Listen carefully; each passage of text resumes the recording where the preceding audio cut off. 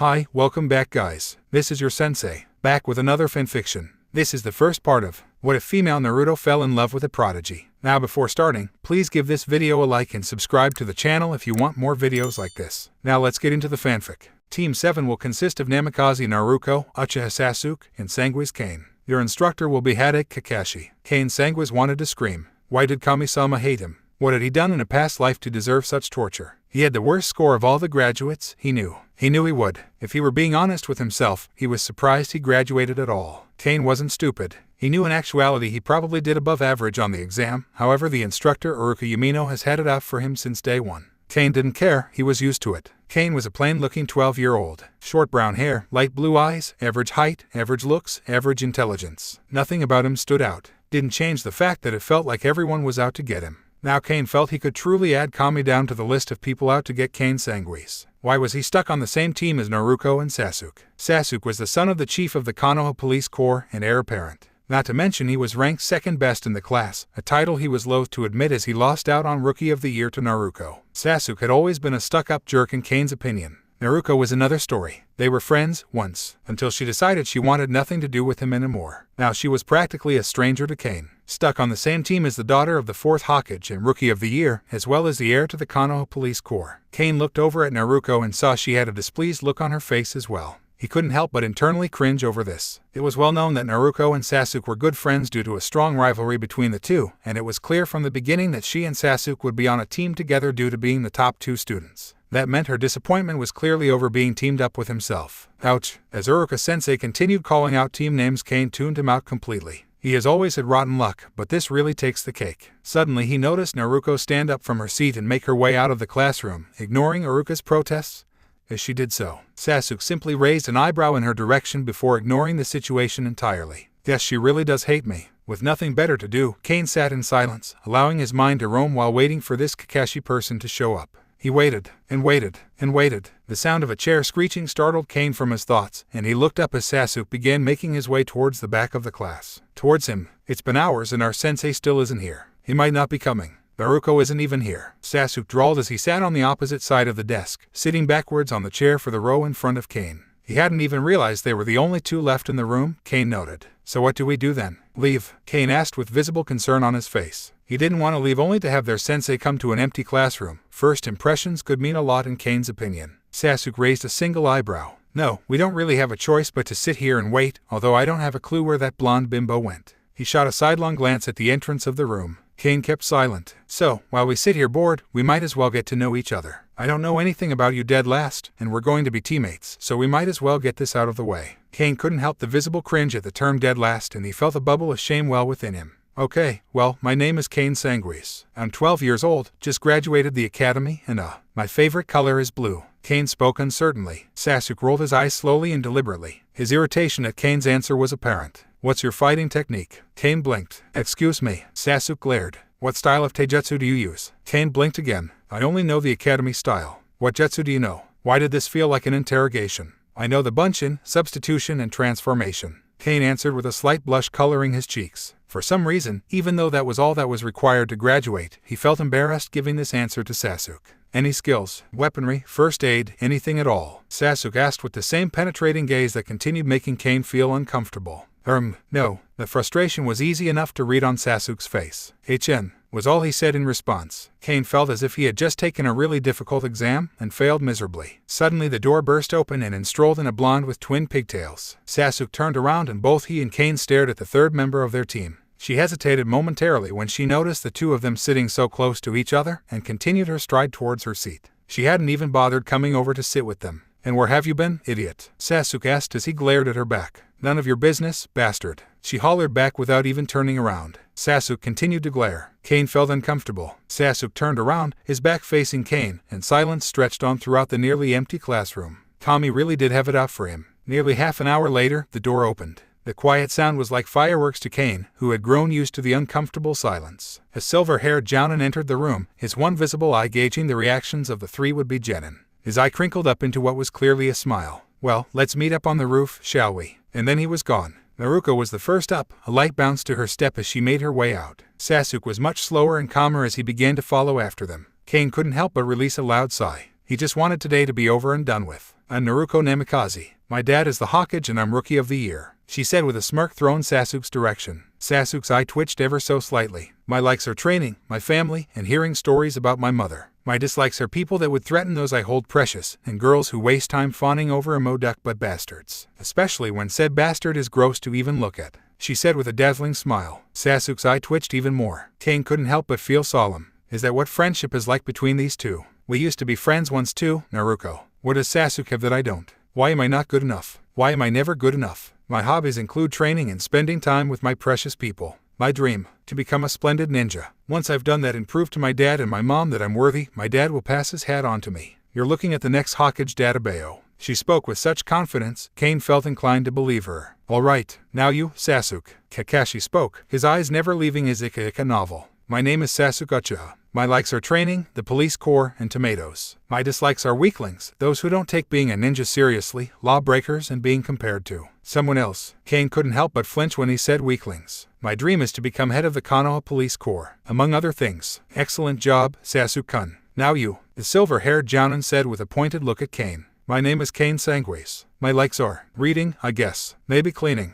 I don't know. Kane felt a blush grow on his face at the completely floored look Naruko gave him at that. Even Sasuke looked like he detested what he just said. Kakashi just smiled at him. Continue. My dislikes. I guess I dislike anyone that dislikes me. My dream is to become a shinobi worthy of respect. That way people will have no choice but to like me, Kane said with passion in his voice. It was his ambition, the only thing he really cared about in the world. To make others respect him. To make the stares and whispers stop. Kakashi closed his book. All right then. I won't keep you guys long. I know you must be hungry. Naruko smirked at this. Nope, she said, popping the P sound. Sasuke gave her a confused glance. Since when are you ever not hungry, idiot? She responded with a cheeky grin. Where do you think I was while you waited on Kakashi? I went home and got something to eat. I knew Kakashi would take several hours to come get us. You couldn't have given me a heads up. She paused and looked deep in thought for a moment. Nope, once again popping the P. Sasuke's eye started twitching again. As I was saying, Kakashi began, drawing the attention back to him. Tomorrow, we'll be doing a little survival training. It was hard to tell through the mask, but Kane could have sworn he was giving the three of them an evil smirk. 12 years ago. I have to go, I'll be back soon, I promise. The fourth Hokage spoke to his wife, Kushina Uzumaki, as he kissed her on the forehead. Just before he could activate his flying Raijin, Kushina called out to him. Wait. He paused before running back towards her bedside.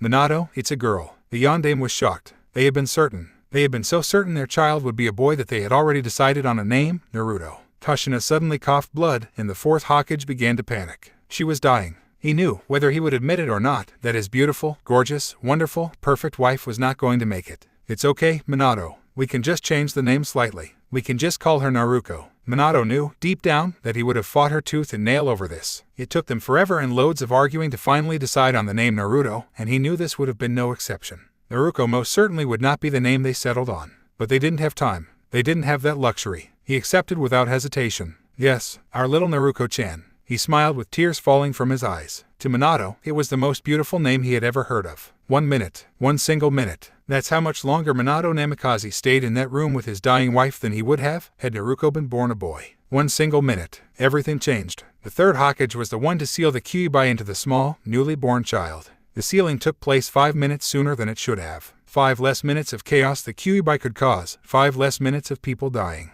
Had Minato shown up a single minute sooner, the third Hokage would not have begun preparations for the sealing. Had the third himself not begun the preparations, the fourth would have done so alone, never stopping to speak with the third. Upon arrival, the fourth Hokage spoke quickly with the third. A consensus was made. The child was chosen to become the Kyuubi's next jailer. The third Hokage would do the sealing. The fourth was still needed, for Konoha and for Naruko. 1 single minute would lead to a conversation between the two elite shinobi. 1 single conversation would reshape destiny. As Minato Namikaze rocked his daughter, he couldn't help his wandering thoughts. He thought of Kushina, the woman he loved, and how she left the world. He thought of little Naruko, and how she would grow without a mother. He thought of the child, Kane was his name he believed, whom the entire village was made aware was the new jailer for the Kyuubi no Kitsune. He thought of the strange, spiral-shaped masked man he fought. He would find no sleep that night, rocking little Naruko all the way till the morn. Minato had been busy. Very, very busy. The Kyuubi caused so much death and destruction, the village still hadn't fully recovered from the damages alone, let alone from the loss of life. He knew the village hated Kane.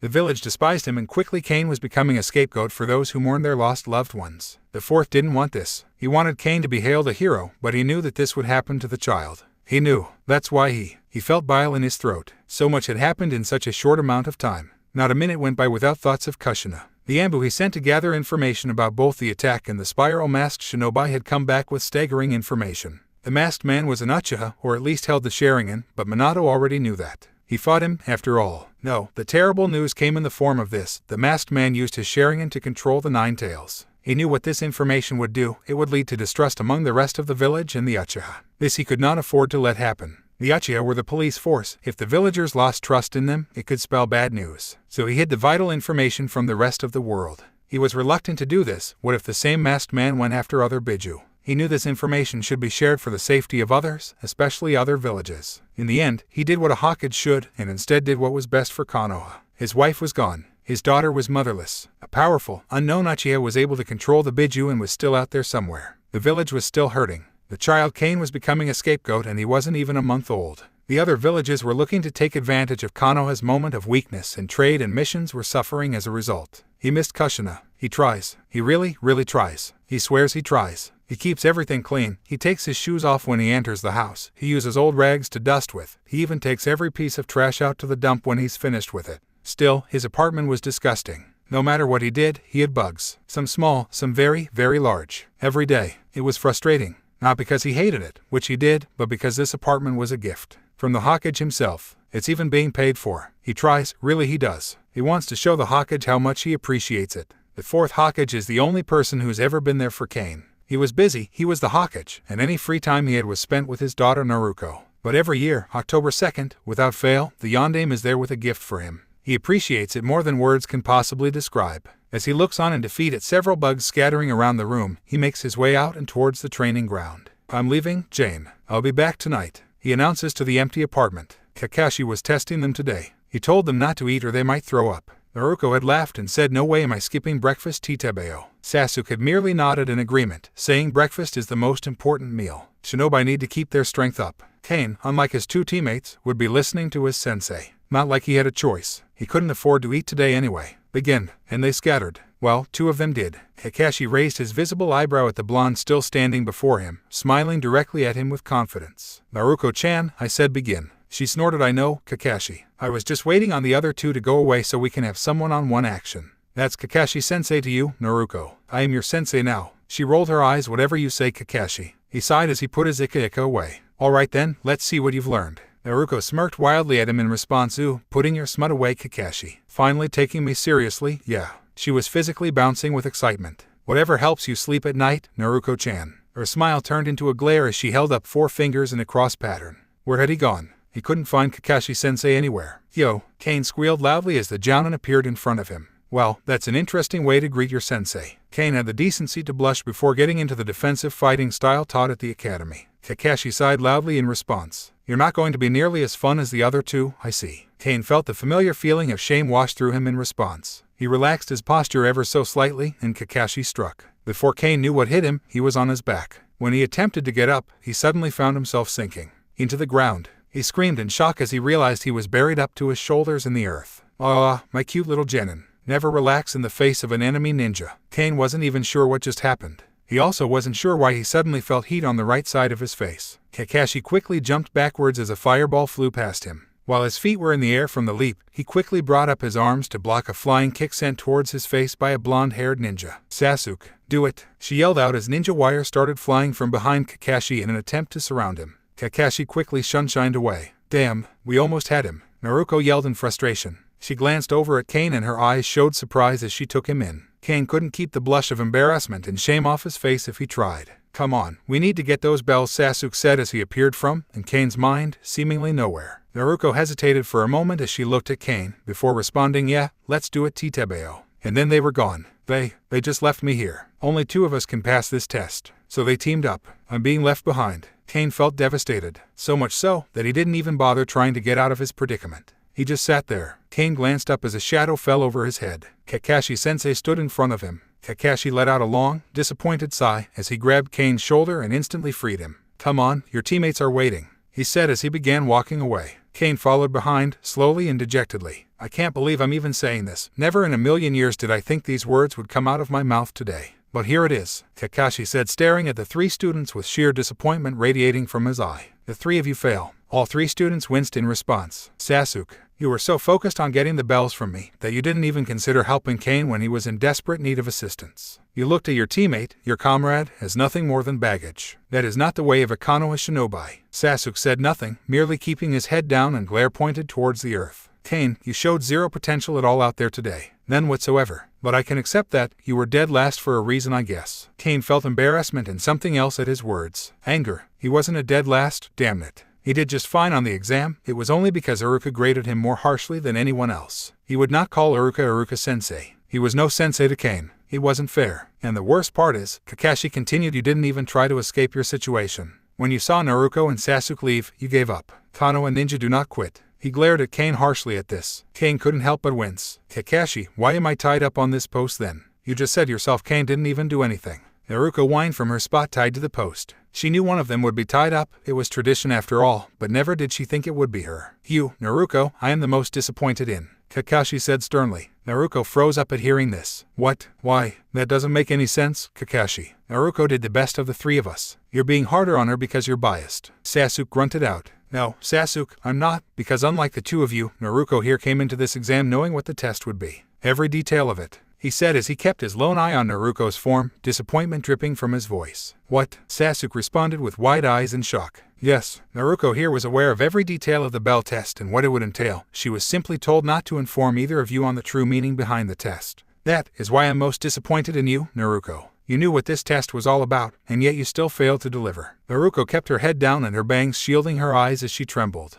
Dankra, Kane repeated like a mantra to himself. He took a shaky breath to steady his nerves. She knew all we had to do to pass was work as a three-man squad, and she still didn't want to cooperate with me. So what was this true meaning then? Sasuk asked gruffly. Teamwork. Kakashi responded as if it were the most simple thing in the world. The test wasn't about the bells at all, but rather if you could set aside your differences and work together to complete your mission. The three of you failed to do that. You two abandoned Kane, and Kane you did absolutely nothing either. Naruko, you knew the whole point of the test was to work as a team. That's why I can't believe we're in this position, where I'm failing you. Kane and Sasuk flinched once again at the word, and Naruko trembled even harder. He let out a long suffering sigh. All right, last chance. I'll be back in 15 minutes and we will repeat the exercise. Kane, Sasuk, eat the bentos I brought. Naruko, you get nothing. If either of you feed her even a single grain of rice, you all fail. And then he was gone in a puff of smoke. As the two began eating, Kane looked at Naruko. She refused to look at either one of them. Kane was so hungry, he hadn't eaten all day. But the look on Naruko's face. H here, Naruko, Kane said as he attempted to feed her a bite of a rice ball. What? Stop. We're going to fail, Naruko said in panic. Shoot up, idiot. Eat the food he's giving. We're going to need you for this test, and you'll be even more useless than dead last over here if you're hungry. Sasuk spoke with condescension dripping from his voice. Naruko and Kane both glared at Sasuk for his remarks, but Naruko opened her mouth to be fed. As Kane began feeding Naruko, the two locked eyes. Kane could tell Naruko was extremely uncomfortable, but he could also see something else in her eyes. An emotion he couldn't explain. Was it guilt? His thoughts were interrupted when Kakashi appeared. As the newly dubbed Team 7 were making the trek back home, Naruko began insisting they get dinner together as a reward. You have to pay, Kakashi. You're our sensei now, so you have to, she said as she bounced around. Mama, all right. Take a spot, Kakashi said, giving the girl an eye smile. Let's go to that barbecue place near Dad's tower, she said with glee. I could go for some barbecue, Sasuk mumbled with, was that a blush? It settled then. Let's go, Naruko cheered. I can't go, Kane suddenly mumbled. All four members came to an immediate halt as all attention was given to Kane.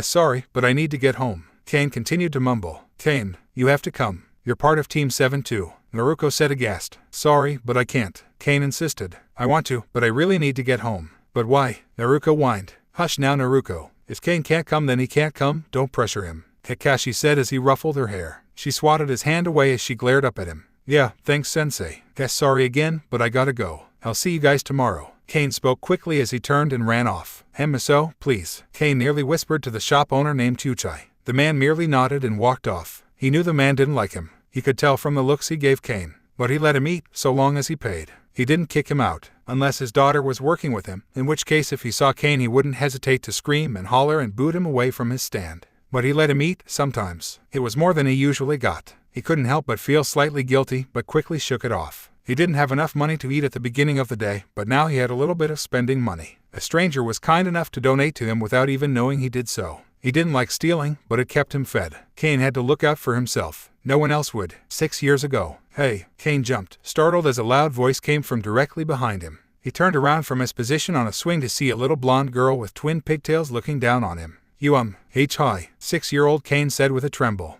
He wasn't used to talking to the other kids. They always ran away from him or made fun of him. Want me to push? The little blonde girl asked with a dazzling smile. What? He asked in confusion. Push. Do you want me to push you on the swing? She asked, never losing her smile. Kane didn't know what to say, so he simply nodded dumbly, which she responded with an even larger smile as she began gently pushing him. He'd never been pushed before. What's your name? She asked. Kane Sanguis. He stuttered out. He braced himself for the inevitable. Nobody ever asks him what his name is. Those that do run away the moment they hear it, for reasons he doesn't understand. Hi Kane and Naruko, she said as she continued to push him. Kane remained quiet due to his shock that someone was not only talking to him, but pushing him on the swing. He's seen parents do that for the other kids, and always wondered what it was like. He also wondered what having a parent was like. Will you be my friend, Kane? She asked innocently. Why yes, Kane yelled out. He's dreamt of this day for so long, the day he finally makes his first friend. Good, she responded with a laugh that sounded almost twinkly to Kane. Kane decided he liked her laugh. Present day. Naruko screamed out as a cat continued to claw her face. Get off of me, she screamed in rage as she held it at arm's length, the cat continuing to hiss at Naruko. Mission accomplished, Kakashi, Sasuk said as the Jounin appeared behind him. He smiled at the sight of Naruko growling at the infamous Tora. He himself remembered Obito doing the same thing when he was a genin.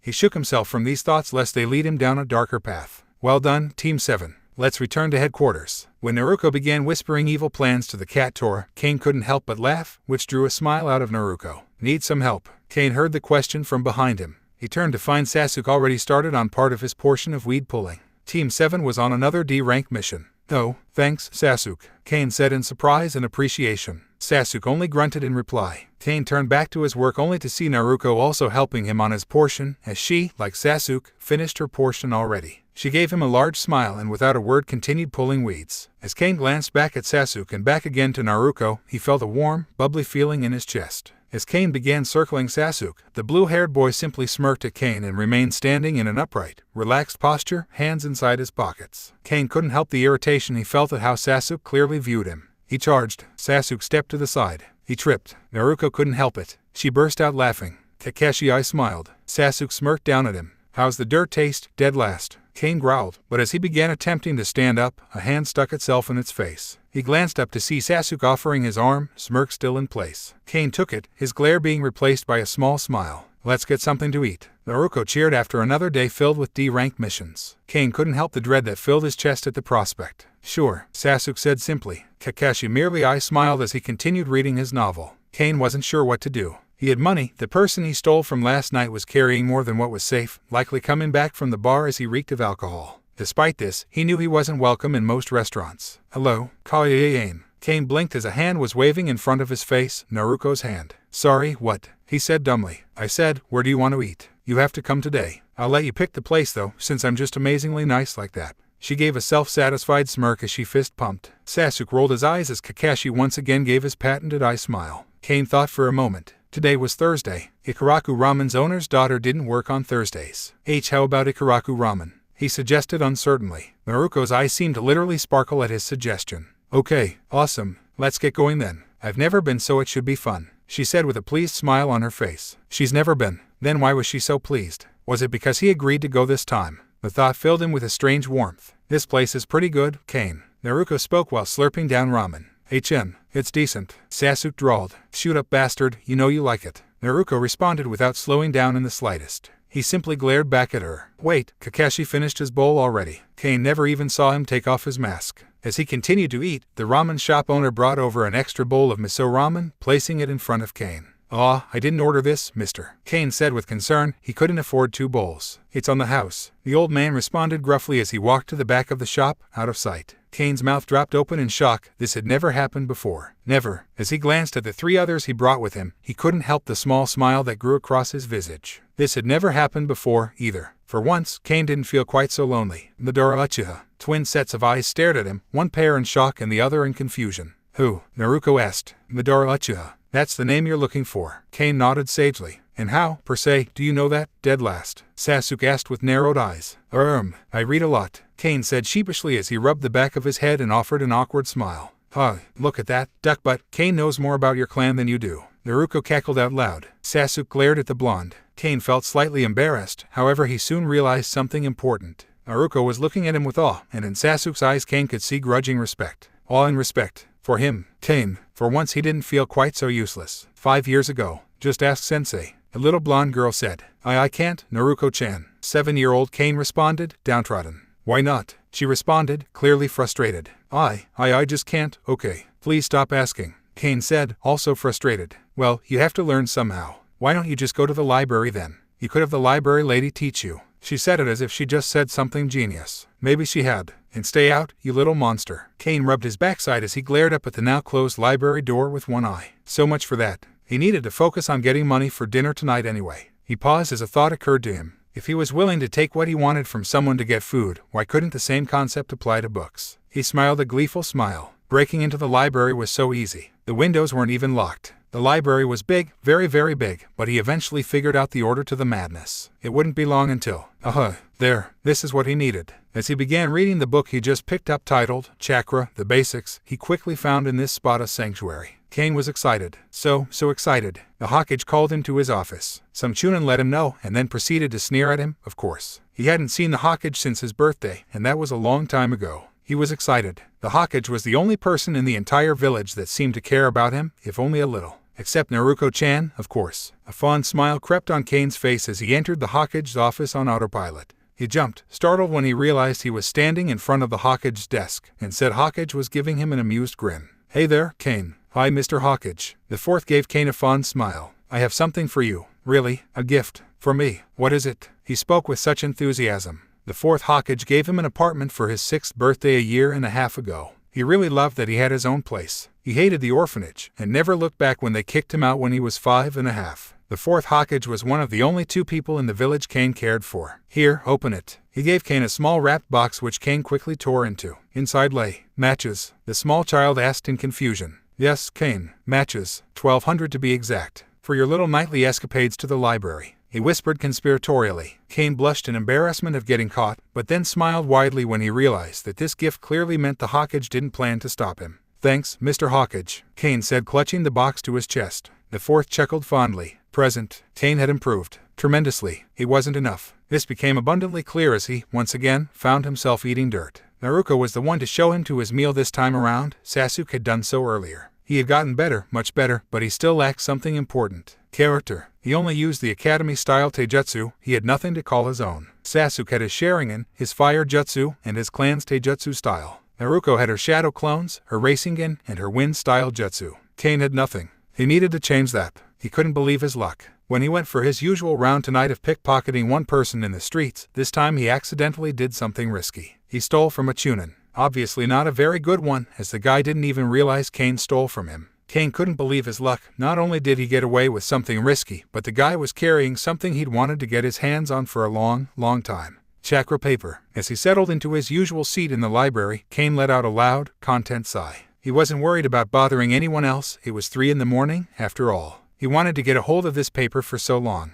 Now he could find out what his affinities were. He hoped he got something cool. As he examined the book on chakra paper, he nodded. It was simple enough. Pump chakra into it, and watch and see how the paper reacts. For fire, it will ignite and turn to ash. For wind, it will split in 2. For lightning, it will wrinkle. For earth, it will turn to dirt and crumble away. For water, it will become wet. This was it, the moment of truth. Kane took a deep breath and pumped some chakra into the paper. The paper immediately grew damp. Water. My elemental affinity is water. Kane screamed to himself. He did a little cheer. In truth, he didn't care what he got. He was just happy he had one. Suddenly, the paper split in 2. What? I have 2 elemental affinities. Yes, Kane cheered. Kane gasped out loud as the paper caught fire and burned to ash. Silence. Kane didn't move. He could hardly breathe. T3. I have 3 elemental affinities. Kane thought in disbelief. 1 was common, 2 was less so, but 3. It was extremely rare. Kane would spend the next several hours at the library, sitting there in quiet shock and thought. See you idiot, see you dead last, Sasuk said as he waved goodbye and left for the Uchiha compound. Go jump off a bridge, bastard, Naruko yelled back. Kane just shook his head at their antics. Naruko turned back to face him. Walk me home, she asked with an innocent smile. What? Kane stuttered back. I asked if you'd walk me home, Kane. Naruko repeated with an innocent smile and slight blush. My apartment is that way, Kane said as he pointed in the opposite direction Sasuk went, and a different direction than Naruko goes. This is the spot the three always split up at. So, it's late. A woman shouldn't be out this late by herself. She simpered. You're stronger than I am, Kane accused. A large, shit-eating grin spread across Naruko's face. Damn right I am. Now come on. Taking Kane's hand, Naruko began leading him towards the manor she and her father lived at. Kane couldn't help but blush at the hand holding. The two were silent as they walked, not a single word spoken all the way to the manor. As they reached the pathway, Naruko gave Kane a dazzling smile. Thanks, Kane. I'll see you tomorrow. She waved as she left, Kane numbly waving back. As he started the trek back to his place, he paused and changed course for the library. He figured he might as well go since he's closer now than he would be if he left from his apartment. As he continued down the pathway, Kane realized with sudden clarity that Naruko hadn't let go of his hand until they reached her house. Kane stood from the chair and stretched. He spent the entire night reading at the library, and it was time to leave before they opened. Training was going to be very difficult today, running off of no sleep, however he was used to it by this point. He hadn't made any progress. He knew, based on the fact that the chakra paper he used got wet before it did anything else, that his strongest elemental affinity was water. Despite that, the few scrolls he found on water jutsu weren't helpful at all. He had no idea how to go about learning how to use water jutsu. Maybe he could ask Kakashi-sensei. He hesitated. Was he really going to ask his sensei for help? He hadn't asked anyone to help him with something since he was 6 years old. He told himself he'd think on it and decide later. You're exhausted, Kakashi said dryly as he looked at his student. Kane was cut off mid-sentence by a large yawn. Kakashi shook his head. You're too tired to keep training today. Head home early. I was only going to have the three of you spend the next couple of hours sparring to finish off the day anyway. They can do that without you, he said as Sasuk looked bored and Naruko looked ready to rumble with Sasuk. I'm so going to take the lead back today, bastard, she said heatedly. In your dreams, idiot. I'm up by 2. You'd have to win all 3 spars today. Exactly, Titebeo. She spoke triumphantly. I think that's a good idea, Kane said to Kakashi-sensei with another yawn. He really didn't have the energy to keep up with those two today. Not that he could keep up to begin with. As he began heading home, he hesitated. Kakashi-sensei, Kane said as he turned around. Kakashi looked up from his smut.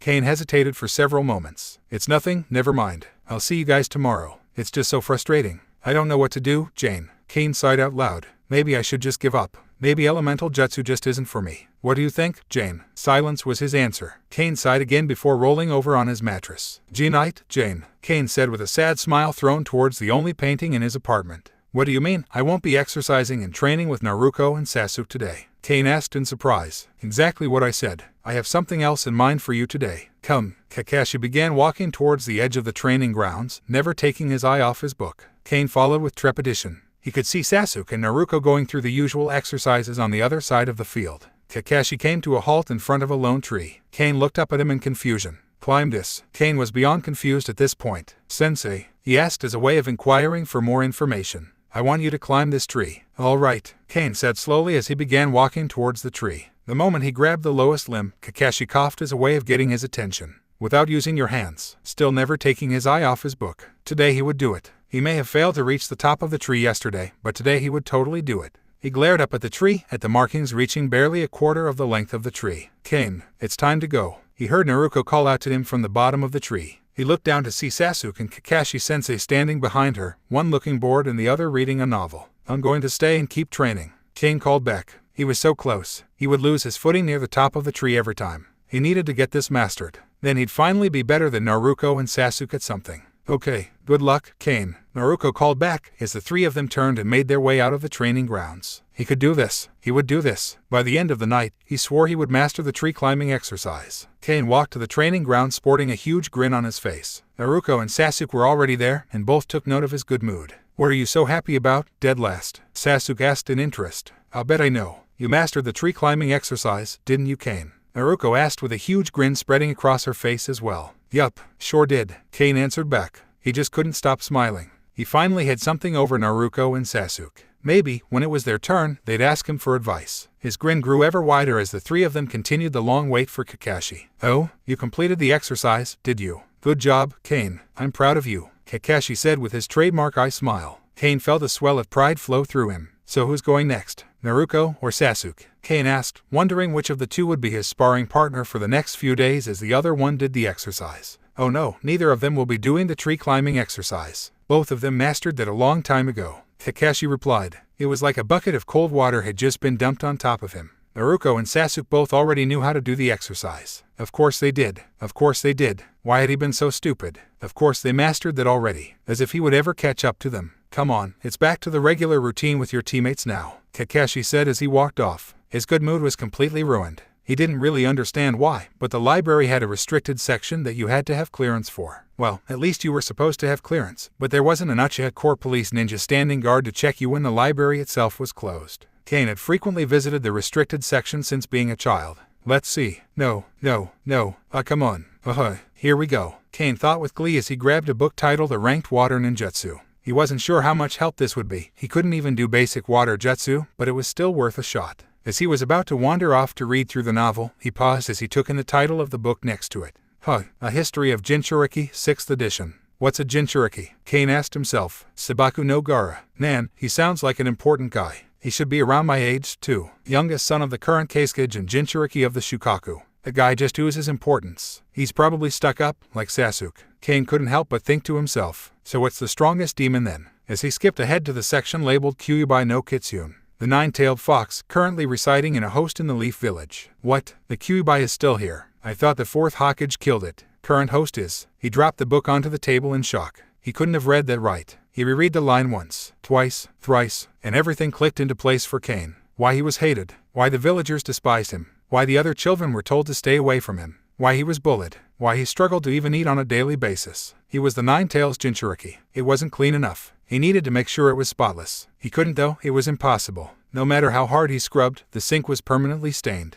It wasn't bad, the sink was clean and no one in their right mind would hesitate to use it. It wasn't good enough for Mrs. Izuka, though. Kane felt like he was going to cry. He didn't have time to cry, he had to clean this sink. Kane, that was Mrs. Izuka. Kane started scrubbing like his life depended on it. He scrubbed and scrubbed and scrubbed. Why wouldn't these 3 little spots go away? The bathroom door slammed open as a lanky woman in her 30s with midnight-colored hair glared at Kane. Are you finished cleaning the bathroom yet? It's bedtime. ICC can't get these scents and stains to CCC come out. Kane stuttered. He always stuttered when he was afraid, which was every time he talked to Mrs. Izuka. The woman walked over and glanced into the sink, and a scowl overtook her otherwise pretty features. Go to bed, Kane. He took off. Mrs. Izuka hurt Kane. Not physically, oh no. Mrs. Izuka never once laid a hand on Kane. He got treated the same as everyone else, at least physically, with the exception of how harshly she graded his efforts on his chores. Kane always got the same amount of food as everyone else, the same chores as everyone else, the same bed, the same clothes, the same everything. For that, he was grateful. She was cruel to him in other ways. What happened to my mommy and daddy? Kane asked Mrs. Izuka. He didn't want to, but he had to know, and he had nobody else he could ask.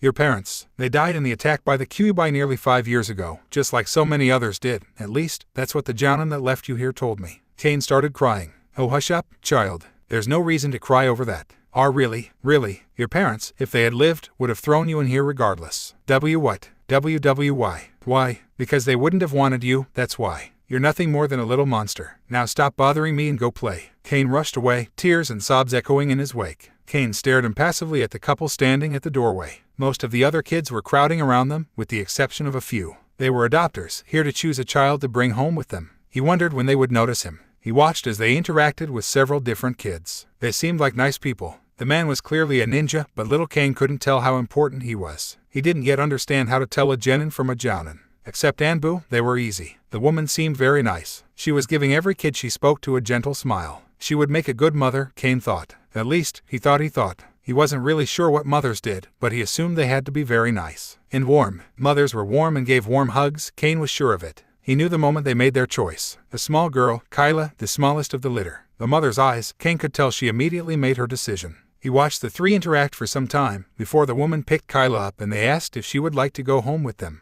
The little girl cried tears of happiness as she agreed. Then the man noticed Kane. The smile on the man's face was gone so fast it shocked Kane. It was replaced by loathing and disgust. He leaned down to whisper into the nice woman's ear. He didn't know what he said, but he could have sworn he saw his lips mouth demon. The second the woman's eyes locked with his own, he saw pure, unadulterated fear in the nice lady's eyes. The woman gripped Kyla to her chest ever tighter as a response. Kane had never lasted this long going unnoticed by the families before they saw him. He enjoyed watching the interactions. The couple turned threesome quickly left the room. Kane wondered if, someday, someone would walk through those doors and not look at him with those eyes. You should be grateful. I told the Hokage I would keep you here until your 5th birthday, that was over 4 months ago. I let you stay longer because of good behavior, but it's time. I can't stand the sight of you any longer. Get out. And the door slammed in Kane's face. He was homeless. Begging didn't help in the slightest. No matter who he begged to, nobody would help him. No food, no water, no shelter, so he started stealing. There was this stall out in the market square that sold loaves of bread. Every day, Kane would grab a piece of a loaf and tear it off when nobody was looking.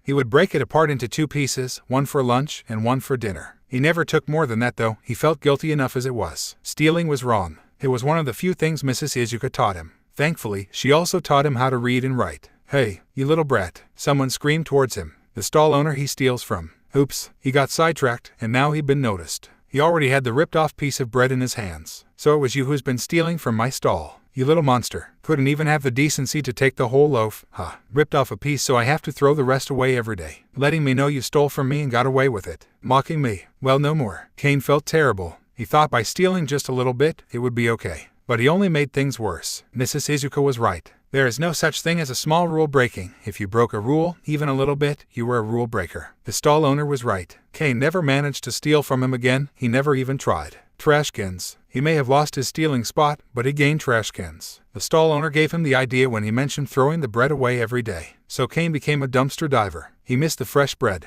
He needed pictures. Mr. Hokage gave him an apartment a couple of weeks ago for his 6th birthday, and he wanted pictures to hang up. Maybe then, it wouldn't feel so empty all of the time. He knew just the place to get some, too. He took too much. He knew he did. He deserved them, though. He didn't have anything. Why couldn't he have these pictures? Kane looked at the 24 pictures laid out across the room. There was a knock at the door. He knew who that was. Quickly, he took the closest picture and hid it in the closet. "Kane, I know you're in here." Mr. Hokage's voice came from the entrance as the door opened. Kane quickly tried to look inconspicuous and gave Mr. Hokage an innocent face when he spotted him. Mr. Hokage glanced at all the pictures across the room and sighed. "Kane, I know you were the one to rob the furniture store. You can't just rob places because you want something." I just wanted to have nice things for the apartment Mr. Hokage got me," Kane said sullenly. "Be that as it may, you can't just steal them, Kane. You have to buy them," Mr. Hokage said with a stern look. Kane nodded sadly. "I'll return these to the rightful owner and tell him I took care of the situation, but no more stealing, Kane." "Understood." Kane nodded again. He understood.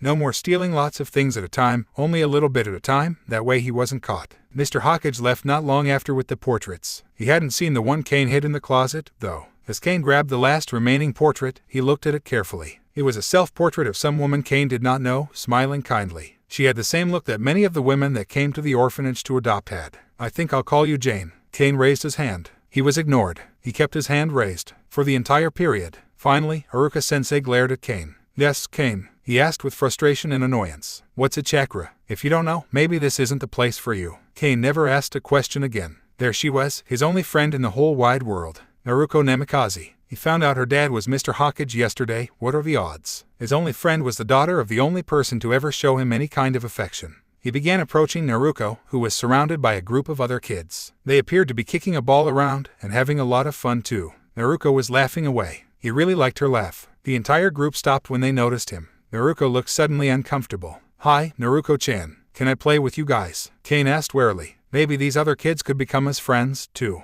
Any friend of Naruko's was a friend of Kane's. "No, get lost, loser," one of the kids said back with heat. Kane recoiled and hurt. "My mommy said to stay away from you. Go away before I call my mommy," one of the girls said. "Yeah, get lost," another chimed in. Kane looked to Naruko, who still had an uncomfortable look on her face. "Naruko-chan," Kane asked desperately. "Naruko-chan, stop letting him talk to you. You're the Hokage's daughter, you're too good for him," one of the girls screeched. "Yeah, don't talk to Naruko-chan, loser." The first boy to insult him chipped in. "Naruko-chan," Kane nearly whispered. She finally locked eyes with him. Her face was unreadable. "Go away, Kane." So he ran. He failed, but he studied. A lot. Sure, he was teaching himself at the library, but he studied, dang it. As he read over his exam markings, he didn't understand. Were most of these answers right? Why did he get points off for not enough detail and too vague? He looked at the paper of the person next to him. A very high score. They didn't even answer all of the questions. Kane decided he hated Haruka. As Kane sat on the swing outside the academy, he watched parents pick up their kids with smiles and laughs. Why couldn't he have that? Why was he hated and treated like dirt? Why was he struggling just to get food every day? Why was he living alone at 9 years old, had been since he was 6, and homeless before that?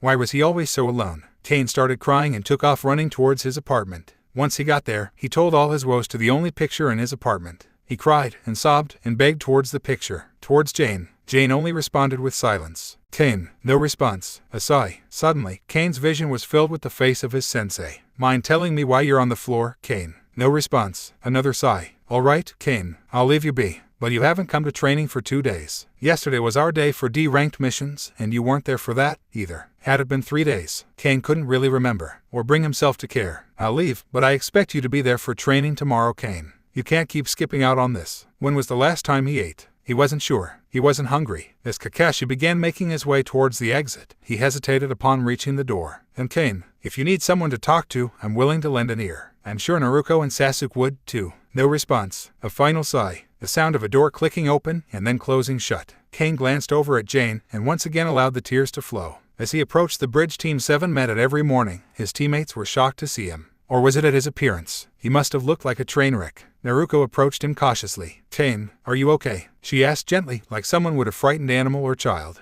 He nodded. Do you want to talk about it? He shook his head. All right, I'm here if you change your mind. I'm a great listener, Titebeo. Even her catchphrase was said with less enthusiasm than usual. She walked over to her usual spot and sat down, eyes trained on him and filled with concern. Sasuk just stared, but Kane could see the worry on his face. Kane felt numb at the concern his teammates were showing him. Neither one had ever bothered to come check up on him, after all. It's fine, Kane spoke out loud to Jane that night. I mean, after all, maybe I was chosen for a reason. The third Hokage must have chosen me because I was worthy to be the host of the Kyuubi. It's an honor, really. Kane ranted. Think about it, there are only ever 9 jinchuriki at a time, tops. Usually at least one of the demons is out there running free. That means I'm unique. And my demon is the Kyuubi no Kitsune. The 9-tailed fox. That's the strongest one. I'm the jailer for the strongest demon. That has to mean I'm strong. The best, even. Right, Jane? Jane didn't respond. Yes, the third Hokage must have chosen me because he could sense something in me. Maybe even something I can't sense myself. Kane began smiling.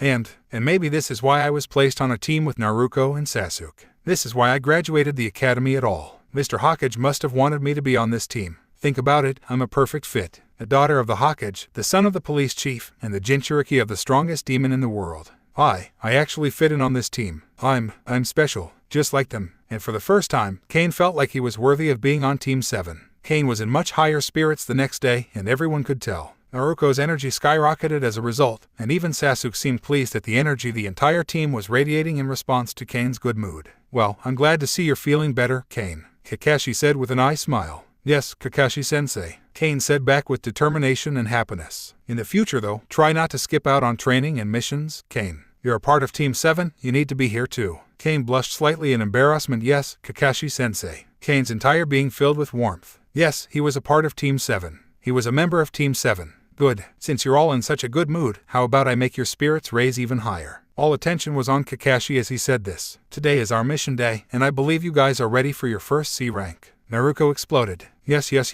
I've been waiting for this databao. Let's go. And off she went. Naruko, stay with us. She screamed in pure agony as she halted and began walking back to them, as if walking at a calm and leisurely pace would literally kill her. Kakashi laughed as he began walking towards her and towards the Hokage tower. Sasuk looked the most excited Kane had ever seen him. Come on, Kane, let's go, he said with his eyes filled with determination and excitement. I'm ready, Sasuk. Sasuk nodded in approval as the two followed after Kakashi and Naruko. And for the first time, Kane truly did feel ready. Your mission is to lead the caravan and Mr. Tashima here to Otaka town towards the east. Both he and his produce are to be protected. We have been informed by Mr. Tashima here that he believes a bandit group, aware of his route, are after his caravan. Protect the caravan and Mr. Tashima at all costs. The fourth Hokage spoke in all seriousness. Hi, Hokage-sama. You can count on Team 7. Naruko was disappointed all they'd be doing was an escort mission. She wanted to go on a real mission. Sasuk hoped the bandits attacked. He could use the target practice. Kane was determined, here on this mission, to prove once and for all that he belonged on this team. Upon meeting up at the gate leading outside the village, Kane realized his mistake. Kane, where are your kunais and traveling supplies? Naruko asked in confusion. Kane didn't have anything on him.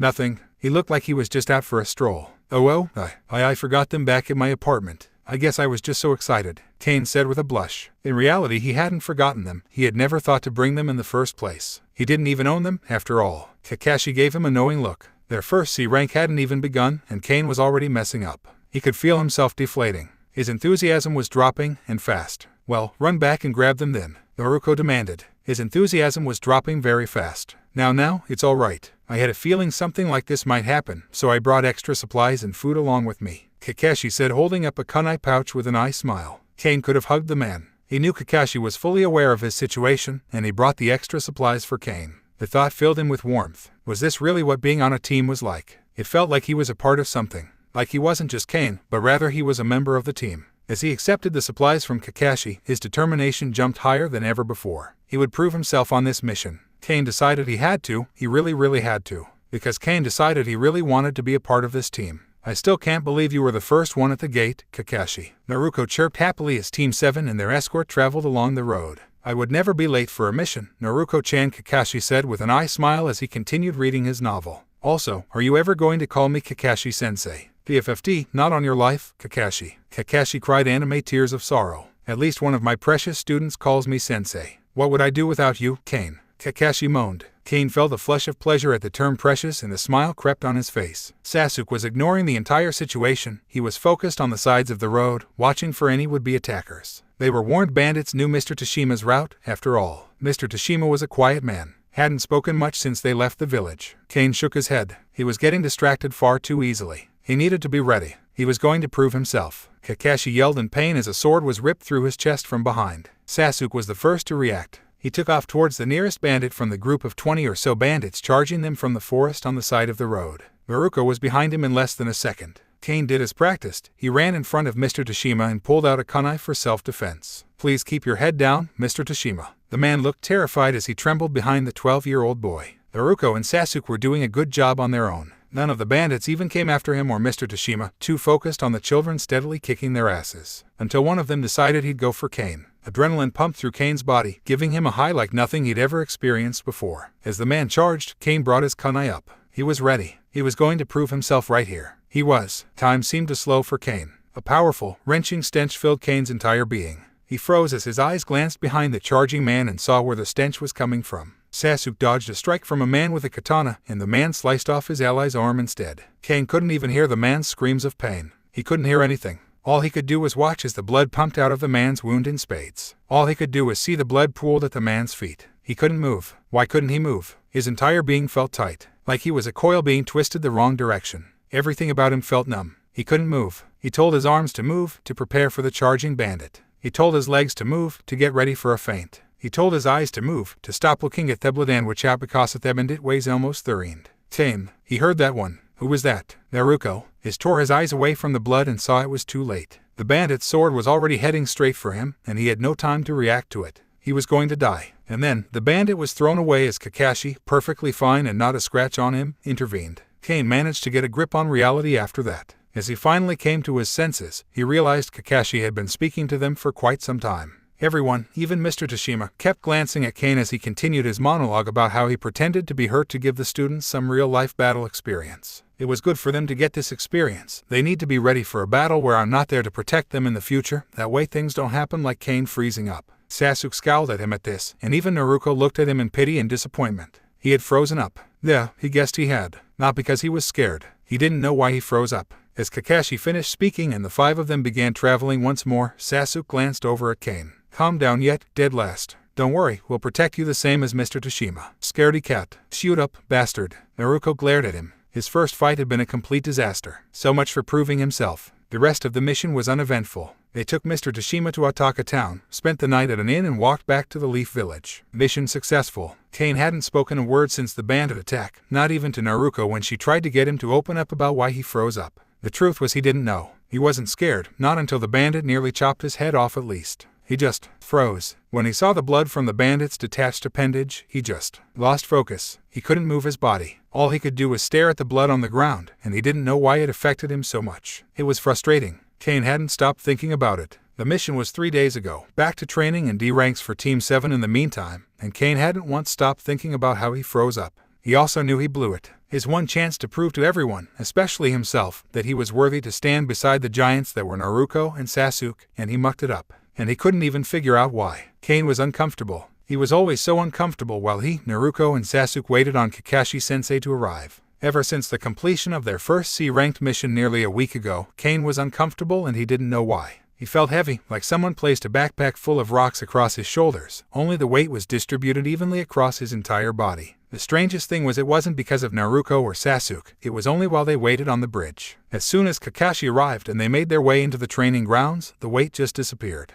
What was going on with him? As the four entered the training grounds, Naruko suddenly burst into a frustrated yell. I can't take it anymore. No waiting, we're doing this right now, bastard. As the rest of Team 7 stared at Naruko in shock, Sasuk piped up, what's your issue, idiot? My issue is you, bastard. As she charged him, Kakashi grabbed her from behind and kept her in place. Let me at him, she screeched in anger. Naruko-chan, what, exactly, is the issue? Kakashi asked calmly. Today's the day I finally surpassed the bastard. Oh, now Kane understood. 2 days ago, during their daily sparrings, Naruko bested Sasuk in 2 of the 3 spars. This put their total record at a tie. Yesterday was mission day, so no sparring had taken place. Kakashi, I smiled. All right, since you're so insistent, Naruko-chan, the 2 of you can spar right here and now. Yes, Naruko screamed as Sasuk smirked. But let's make it interesting, shall we? Every set of eyes snapped to Kakashi's lone one. If Naruko wins, this will be the first lead change since Sasuk took the lead after Naruko won the first spar, correct? Naruko and Sasuk nodded at this. So, let's make this a fight to remember. Only 1 spar today. The 2 of you fight as if it's a fight to the death. Don't worry, I'll step in when I feel it necessary. The winner of this fight gets to choose where we all go out to eat today, too. We haven't gone out as a team in quite a while, so we can kill 2 birds with 1 stone. Naruko's eyes almost fell out her head with how wide they were. Kane was no different. A full-out fight to the death. They'd never done that. Even Sasuk looked shocked. The winner will be determined by submission, knockout, or my intervention. If I intervene, the fight is over. No whining, no crying, just accept it. Understood. The 2 of them nodded. Kakashi, I smiled. Good, let's get going then. The 2 stood 20 yards apart, glaring at each other, each one sizing the other up. Kane audibly gulped. This was intense. He'd never seen Naruko look so serious before. Kakashi stood in the center, between the 2 genin, but not intruding on their line of sight between one another. The wind was howling, blowing Naruko's twin pigtails wildly. Sasuk's gaze was the most intense look Kane had seen in his entire life, bar none. Twin double Tomo sharing and eyes stared Naruko down. She stared right back. Kane knew, then and there, that these were true ninja. Ready? Kakashi asked, his right arm up in the air in a chopping formation. 2 nods. Kane knew, then and there, that his teammates would be spoken about for generations to come. They would make history someday. And where would he be? Kakashi's hand came down. Begin. And then he leapt away, as immediately Sasuk rushed Naruko. Naruko threw up her signature cross symbol before shouting Shadow Clone Jutsu. And then there were 10 of her. Sasuk engaged them in Taijutsu, 1 versus 9, and disposed of them so quickly, so fluidly, that Kane wasn't even sure he knew how Sasuk did it. Come on, idiot. Didn't you hear Kakashi? This fight is to the death. Quit holding back. Sasuk chided. Naruko responded with a smirk, if you insist. She clapped her hands together as if in prayer and started screaming. The amount of chakra she released was enormous. Kane could physically see the blue essence flowing around her body. Multi-shadow clone Jutsu. And then there were 100 of her. Sasuk smirked. That's more like it. As Kane watched Sasuk weave in and out, avoiding and dodging every punch and kick the army of Naruko's through his way, Kane couldn't help but feel small. Very, very small. He wouldn't have even beaten the 10 Narukos. Hell, he couldn't even handle just 1. As Sasuk defeated his 42nd clone, he suddenly did several hand signs too quick for Kane to see. Fire style, Great Fireball Jutsu. As Sasuk spat out the biggest fireball Kane has ever seen, completely massacring the remainder of Naruko's clones, bar 4 of them and Naruko herself. Wind style, Air Bullet. Naruko announced as she shot several bursts of air at Sasuk. Sasuk smirked with twisted satisfaction. Fire style, Fireball Jutsu. He announced as he shot a much smaller fireball at the air bullets. Kane's jaw hit the floor as the air bullets caused the small fireball to turn into a huge one, essentially fanning the flames. It was almost as big as the last one. Hello, Naruko said as one of her remaining clones grabbed her and threw her across the training grounds. All 4 of the remaining clones were caught in the fireball, dispersing with a poof. As Naruko rolled along the ground, she tried her best to halt her momentum. As soon as she got her bearings, Sasuk was on her. She was unable to block the kick to the face he sent her, but grabbed his fist with her hand when he proceeded to throw a punch. He threw a left hook, and she grabbed that one too. Naruko smirked up at him as she held both his arms in a deadlock. Checkmate, bastard. What? Sasuk asked in confusion. Checkmate. He was winning. Then he felt it. Sasuk looked over his shoulder to see 2 clones he had never noticed before charging at him, a Rasengan in hand. Kakashi chose that moment to intervene, kicking and dispersing the 2 clones before they could reach the genin in combat.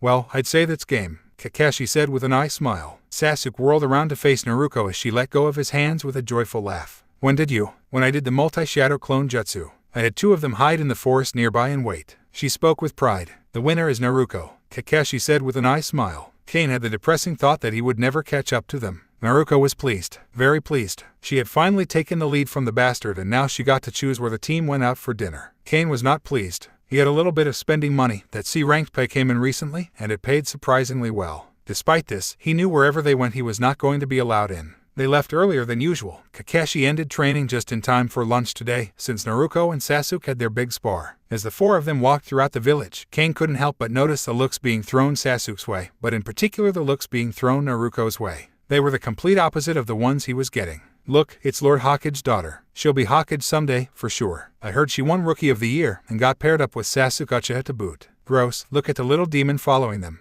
What was Lord Hokage thinking? Putting that monster on the same team as the village's princess. The word stung, more so than usual if he were being honest. He learned a long time ago how to tune the words of the villagers out. It was nearly second nature at this point. Learning the reason for their hatred opened up old wounds, though. Thankfully, the only person who seemed to notice the looks thrown his way was Kakashi-sensei, who ruffled his hair in response. When he glanced up at him, Kakashi-sensei gave him a nice smile and kept walking. It made it more bearable, just a little. As they arrived at a barbecue shop near the Hokage Tower, Sasuk sighed in exasperation. Is barbecue the only thing you eat, idiot? Shoot up, bastard. I like barbecue, so what? She growled back. If you don't like it, maybe next time you won't lose. She smirked at him in glee. Sasuk growled in response. Oh, so this was the barbecue restaurant they came to the first time they ate as a team, the time he didn't come. He's been to this restaurant before. He's been thrown out before is more accurate. Dread filled his chest at the thought. What would he tell them if he got booted out of the restaurant? As the four entered the building, they made their way to the bar closest to the chef. Naruko wanted to watch them cook the food in front of her. As the chef fawned over his two teammates, Kane noticed the glares he received as well. He supposed he wouldn't kick him out in the presence of the Hokage's daughter, son of the chief of police, and fabled White Fang.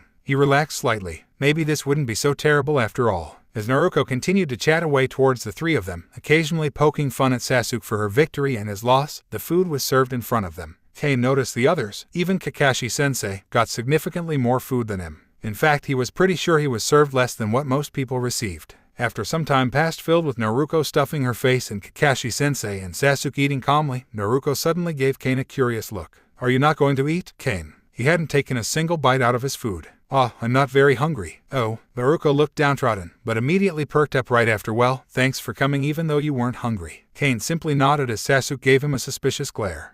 So he had seen it too. Kane was starving if he were being honest with himself. He only told himself he wasn't hungry because he wasn't going to give the chef the satisfaction of watching him eat it. He had spit in his food, after all. As Kane sat in his apartment that night eating his last cup of instant ramen, he felt slightly woozy. He glanced outside the only window in his apartment to check the weather and saw the sky was gray and clouds were rolling in. It would rain soon. Very soon, apparently. As the second the thought crossed his mind, there was a flash of lightning and he could see the storm begin. Kane suddenly felt very, very ill. He sprinted into the bathroom and threw up the ramen he just finished eating.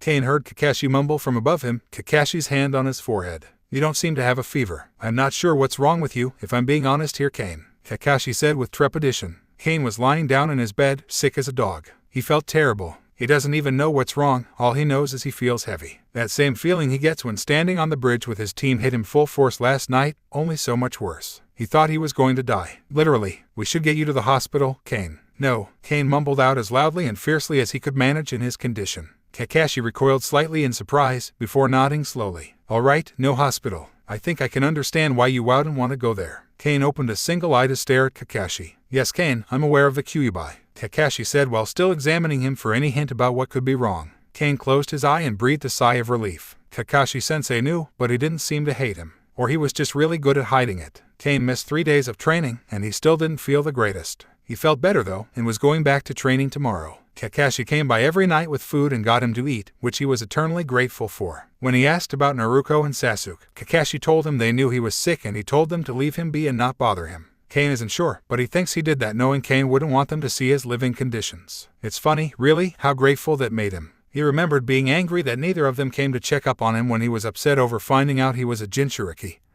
He never even thought about how embarrassing it would be for them to see his apartment. That night Kane decided to head to the library. He still wasn't feeling the best, but he knew he wouldn't get any sleep, so he might as well do something productive. Besides, he was so tired of being at home alone with just Jane to keep him company. It was boring, lonely. He paused as the heaviness increased twofold, and he took several steps back. Instant relief. Well, he passed at least. A couple of steps forward. The pain worsened again. 2 steps back. Relief. What was going on with him? Why did walking forward cause his illness to act up all of a sudden? He decided to power his way through it. As he kept walking, the weight got worse and worse. It felt like someone was steadily stacking bricks atop his shoulders, adding a brick with every step he took. Just when he thought he was going to collapse, the pain disappeared. He looked around, nothing unusual about where he was. It was the usual route he took to the library. He took another step forward and heard a small splash. Kane looked down to see he stepped in a puddle. He stepped out of the puddle and kept on his way. The weight began settling over him again. He stepped back. Relief. Kane glanced at the puddle again. It can't be. He took a step forward, then back, then forward, then back. This weird weight I'm feeling is coming from this puddle. He leaned down and touched the water with his fingertips, soothing pleasure tingling down his back like a waterfall. Wait, it's not the puddle, it's the water. And suddenly it made sense. The weird weight he felt while on the bridge, there was a river under the bridge. Water under the bridge. Several nights ago, when he got sick, it had just started raining. The reason it took several days for him to get better. He had to wait for the village to dry up after the storm. Why was water making him feel this way? As he reluctantly pulled his fingertips out of the water, it felt so soothing, he gasped as the water followed his fingers. Kane quickly jerked his hand out of the water, and the water jerked upwards. Suddenly, Kane was staring at a thin trail of water coming out from the ground and reaching his eye level. What was going on? Kane focused on the water, and then he could practically feel it. That same soothing sensation, like a gentle spray on a naked back during a warm summer, engulfed his entire being. Kane stared at the water and said one single word. Down, and the water dropped, as if it only just now remembered to follow the law of gravity. Kane's mouth also dropped. That was so cool. As Kane slowly walked away from the puddle, he realized the heavy weight was gone. The soothing sensation was nothing, not a single thing. Kane could not find anything at all to explain the weird phenomenon that happened last night. Then again, the library was big. There were plenty of other books he could check another time. Still, he was frustrated. As Kakashi-sensei finally made his appearance, and the four of them entered the training grounds, Kane smiled. He hadn't felt any weight at all while waiting on the bridge. Instead, the water seemed to soothe him. It was a welcome change. As training was wrapping up, Kane spotted Sasuk making his way towards him. Hey, dead last. Mind explaining what happened at the barbecue restaurant? Kane blinked in mild surprise. I'm sorry. Sasuk rolled his eyes. Unlike the idiot over there, I'm not blind. Why did the chef spit in your food? Are you sure you weren't imagining it? Kane asked as he scratched the back of his head in awkwardness. Sasuk glared at him. No, Kane didn't know what to say to that. You're clearly on bad terms with the chef. Why? Did you piss him off, or something? Kane blinked. Sasuk had just given him his out. Yeah. I tried stealing from him once. Sasuk's eyebrows raised up to his hairline in surprise. Oops, maybe he shouldn't have said that. Why? He asked with suspicion. Does it matter? The fact is I did it and now he hates me. Sasuk grunted in reply. Why didn't you tell us? We could have gone somewhere else. Because it would have been the same thing no matter where we went. Because Naruko won fair and square, and that's where she wanted to eat. So, if you told the idiot that the chef had it out for you, she wouldn't have hesitated to choose somewhere else. Kane narrowed his eyes at this. That's not true. If you had asked her the same thing, she would have argued with you about it. Sasuk rolled his eyes again at this. Yeah, because I'm not you. Kane blinked rapidly in shock. What? Sasuk snorted. Don't tell me you can't see the obvious. The idiot's got a soft spot for you. Kane wasn't sure he believed that, and it must have shown on his face. Believe whatever you want, I was just curious. Kane, bastard, let's head home. The two turned as Naruko hollered at them near the entrance to the training grounds. As Sasuk began walking off, Kane followed with a sigh of relief that the conversation was over. He dodged a bullet there, thankfully. He glanced at Naruko, Sasuk's words swimming through his head. It was calm at night. No one was around to harass him. Nobody was there to belittle him or taunt him or call him a demon. This was different though. This was beyond calm, this was serene. As Kane stared into the softly flowing river beneath the bridge that was Team 7's official meeting spot, he felt calmer than he had in weeks, months, even. Nothing happened. Kane's eyebrows furrowed as he considered this. Slowly, he reached out and put his fingers into the river. He gasped as immediately he felt the change. It was magnificent. He could feel them, all the little fish swimming around. He could sense them. He didn't know how to explain it, he could just feel them. It was like their very essence was pure chakra, similar to how Naruko looked when she performed her multi-shadow clone jutsu. He could tell where every living being was and where each one was going. He could feel the push and pull of the river, slowly and calmly gliding along the surface of the earth, brushing against the dirt and rocks and yet causing minimal disturbance. He began to pull his fingers out of the river, and just like last time, the water seemed to follow him. Kane suddenly realized he was steadily pumping out chakra from his fingertips. He cut off the flow of chakra, and the water dropped back to the river. Was this what elemental affinity was like? Somehow he doubted this was normal. That was okay. Nothing with him ever seemed to be normal anyway. As he continued to stare into the river, he felt something strange. It was as if he suddenly realized that the water was filled with chakra. That didn't make any sense. Water didn't have chakra, only living beings had chakra, and the river was way too big for it to be chakra coming from the creatures within. No, Kane realized. The water wasn't chakra, it just felt like chakra. To him, his chakra. Kane slowly stood up. He put one hand out and focused. He imagined the water rising, flowing around him.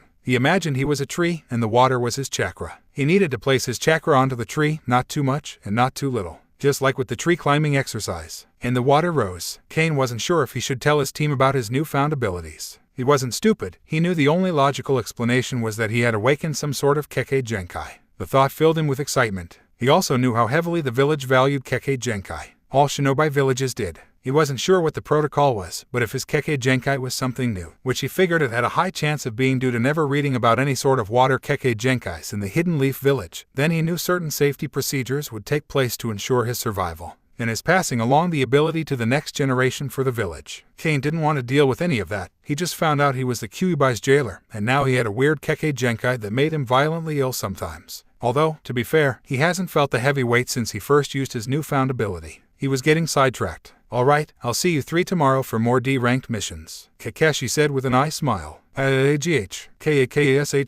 when are we going to go on another C rank? Naruko yelled out in frustration. Kakashi simply sunshined away. That little. As Naruko began ranting, Kane and Sasuk followed her as she made her way towards the exit, stomping her feet in a mature display of a temper tantrum as she did so. Honestly, it's not like he was going to ask any of them for help. He was used to doing things alone, and he didn't expect that to change anytime soon. I swear when I get my hands on. Besides, if his Kekkei Genkai was indeed a new one, or at least one not found in the Hidden Leaf, then Kakashi-sensei would most likely not be any help in the first place. With itching powder and, "Shut up you idiot," Sasuk snapped at Naruko, having had enough of her whining. "You bastard. You want to go? I quote LL kick your." This could also be a blessing in disguise. He wanted to build character, become unique, and finding out about Kyuubi gave him that. It wasn't enough to make up for the years of torture he went through, not even close, but it was something. Bright side and all that. With this new Kekkei Genkai, he had yet another thing that separated him from Naruko and Sasuk. If he played his cards right, he could learn all about it and then surprise them with all kinds of cool new jutsu.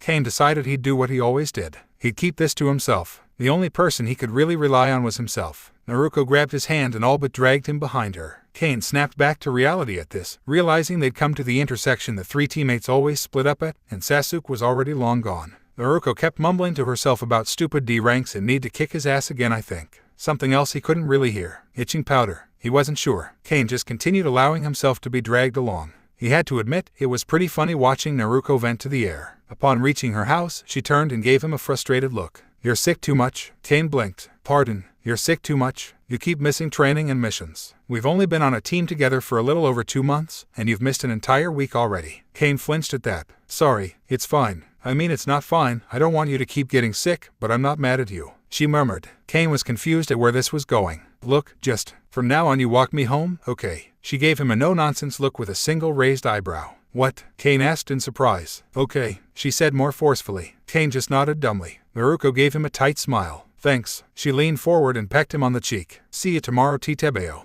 And she walked away. What just happened? As Kane sat in the library going through some old books on water ninjutsu, he played with the water resting on the table. He took a handful from the river and brought it with him, and dropped it right onto the table. He was able to make the water move around as he pleased, and even if he ignored the water and let it soak into the hardwood, he could reform it whenever he wanted. Well, he wasn't sure about that. There may be some sort of time limit, but as long as he didn't wait too long he could do it for sure. He was very confused at this weird Kekkei Genkai. First off, it didn't require any hand signs whatsoever. Hell, he didn't even have to be looking at the water to know where it was and bend it to his will. It did require chakra, and consumed a bit of it steadily as he continued to manipulate the liquid, but it wasn't much. The more water he controlled at a time, the faster his chakra depleted. Again, not much. He wondered how much he could manipulate at a time. He wondered what his limits were in regards to chakra and chakra consumption while doing this. Questions for later. Another thing he didn't understand. He could physically control the water, however he still couldn't perform even the most basic of water ninjutsu, not even the D-ranked ones. It was strange all around. "Ouch," Kane whispered out loud as he cut his thumb on the book when attempting to turn the page. Damn, paper cut. As Kane went to wipe off the drop of blood on his finger, he froze. The blood was slowly rising upwards, just like the water puddle did that first night. He was deep in thought as he made his way towards the bridge that morning. So lost in his own mind was he that he didn't even see the leg that was precariously placed in front of him. As Kane tumbled onto the ground, he looked over his shoulder to see a smirking Chunin give him a little wave as he walked in the opposite direction, drinking from a water bottle. Kane glared at him in anger, and then smirked with satisfaction when the water in the bottle spilt all over the smug Chunin. As the 3 genin waited on their sensei, Kane closed his eyes. He was focused solely on the feel of the river below. He hadn't even needed to touch the water in the Chunin's bottle to bend it to his will, and now he no longer needed to touch the water in the river in order to feel it. He wasn't sure how far he could feel, but it was far. If he had to guess, he'd estimate maybe 180 meters. Maybe 280. He wasn't sure, but it was a far in his opinion. He went both directions of the river, too, not just the direction the current was flowing. He wasn't sure what he could do with this information, but he prayed this could be just the push he needed to become a worthy member of Team 7. He had hope. Let's get dinner. Naruko cheered as they wrapped up training for the day. Sure, Sasuk said with a shrug as Kakashi just kept reading his smut. Kane didn't want to get dinner. He wanted to go home and go straight to bed so he could wake up and go to the library. He wanted to explore his Kekkei Genkai. He was too excited to be hungry. I'm too tired today, Kane said with a sheepish smile. Naruko gave him a look of horror, but Kane, I'm hungry, she whined. You're always hungry, idiot, Sasuk snarked. She glared at him before returning her attention to Kane. Please, she pleaded with him. Kane really wanted to go home and sleep, but it was hard to say no to Naruko when she begged. But he really wanted to go home and sleep. He hadn't slept last night, and if he went home to sleep right now he could wake up and have time to go to the library. Tomorrow, she frowned, clearly upset with his answer before a big smile took its place. Tomorrow then. No skipping out, that goes for you too as well. She turned and gave Sasuk and Kakashi pointed looks. Whatever, Sasuk said with an eye roll. Kakashi simply smiled. Thanks, Naruko, Kane said with gratitude that he truly felt. She gave him a small smile back. No problem. Ikaraku ramen tomorrow after training. And she began heading towards the entrance of the training ground. Kane's eyes widened marginally. He hadn't said anything about Ikaraku's. A fond smile took hold of him as he realized she said it because she knew he would have chosen there. Kane stared impassively at the floating drop of blood at his eye level. He was sitting in his usual spot at the library in the middle of the night, and he used one of his kunai to make a slight cut on his thumb. Kakashi gave Kane the set of kunai after their C rank. Now he actually had some tools, although he still lacked other basics like ninja wire and soldier pills. Still, he was thankful to Kakashi for helping him out. Kane wasn't sure what to make of this new feature of his supposed bloodline. He could make blood float the same as water. His only explanation was that his ability was not limited to water, but rather all liquids. This didn't really make sense though, as Kane finds it's different when he manipulates this drop of blood when compared to manipulating water from the river. The blood doesn't give him a soothing, calm sensation, it doesn't do anything really. He can tell he's controlling it, but it doesn't feel good to control it like with water. Kane frowned as a thought occurred to him. I wonder what would happen if I... As Kane lowered the drop of blood back onto his still-cut thumb, he attempted to mold the blood back into his body. A spark went throughout his entire being, and the only thing that crossed his mind was cold as he quickly removed the blood. It felt like lightning went throughout his entire being, cold, frozen lightning. It was not pleasant in the slightest. Okay, never doing that again, Kane thought to himself in dismay. Kane paused to consider this development. Any blood he removes from his body he couldn't put back. That was good to know. God, why was he taking this all so calmly? Here he was, in the library in the middle of the night, illegally he might add, and manipulating his own blood through the air as if it were completely normal. Why was he such a freak? Why couldn't he just be normal? He took a deep breath to calm down. He would never be normal, he accepted that years ago. No sense upsetting himself about it now. He wondered if the Kyuubi had something to do with this. Maybe it wasn't a Kekkei Genkai. Maybe it was the nine-tailed fox. It made sense. He finds out about the fox, and less than a month later he starts getting weird abilities. He also found out his affinity for water not long ago. He wondered if that could be a factor too. Did his knowing of something grant him some kind of ability? Or was it all coincidence? Gah, my head hurts. This is too complicated. Kane decided to change focus to a thought he had earlier. I need to see if it's really the same as with water. I need more blood. As he held his kunai over his left palm, he hesitated. He wanted to draw more blood to practice and experiment with, but he has always been a careful person when it comes to his body. Slink. After all, he thought to himself as the blood flowed from his palm onto the table. He'd always been a slow healer. Kane, what happened to your hand? Naruko asked with wild concern as she rushed over to him and grabbed his left hand, inspecting the large slash across the center palm. I accidentally cut myself with a kunai this morning. He spoke uncomfortably. He wasn't used to people caring about his well-being, let alone fretting like Naruko was currently doing. Bastard. For a moment, Kane thought she was referring to him when she shouted. He realized he misunderstood when a second later, Sasuk handed Naruko's outstretched hand some ripped-off bandages. Naruko's eyes never left his palm as she grabbed the bandages and began gently wrapping his hand. His teammates were treating him. Kane felt a flush of pleasure flow throughout his entire being, and he was pretty sure the feeling wasn't coming from the water below the bridge. Training was uneventful, but Kane's mood was still sky-high. The four of them were on their way to Ikaraku Ramen right now, and Kane knew he had enough money for a bowl. The income from the C rank along with the numerous D ranks they've done over the past few weeks since they completed the C rank have kept him well fed on ramen. A welcome change. After today, it was back to stealing. Until they did another C rank, at least. Naruko was happily chatting Kakashi-sensei's ear off, who was surprisingly not reading his trademark orange books but instead listening to the short blonde with an eye smile. Kane walked in step with Sasuk, neither boy speaking to each other, but the atmosphere was not uncomfortable.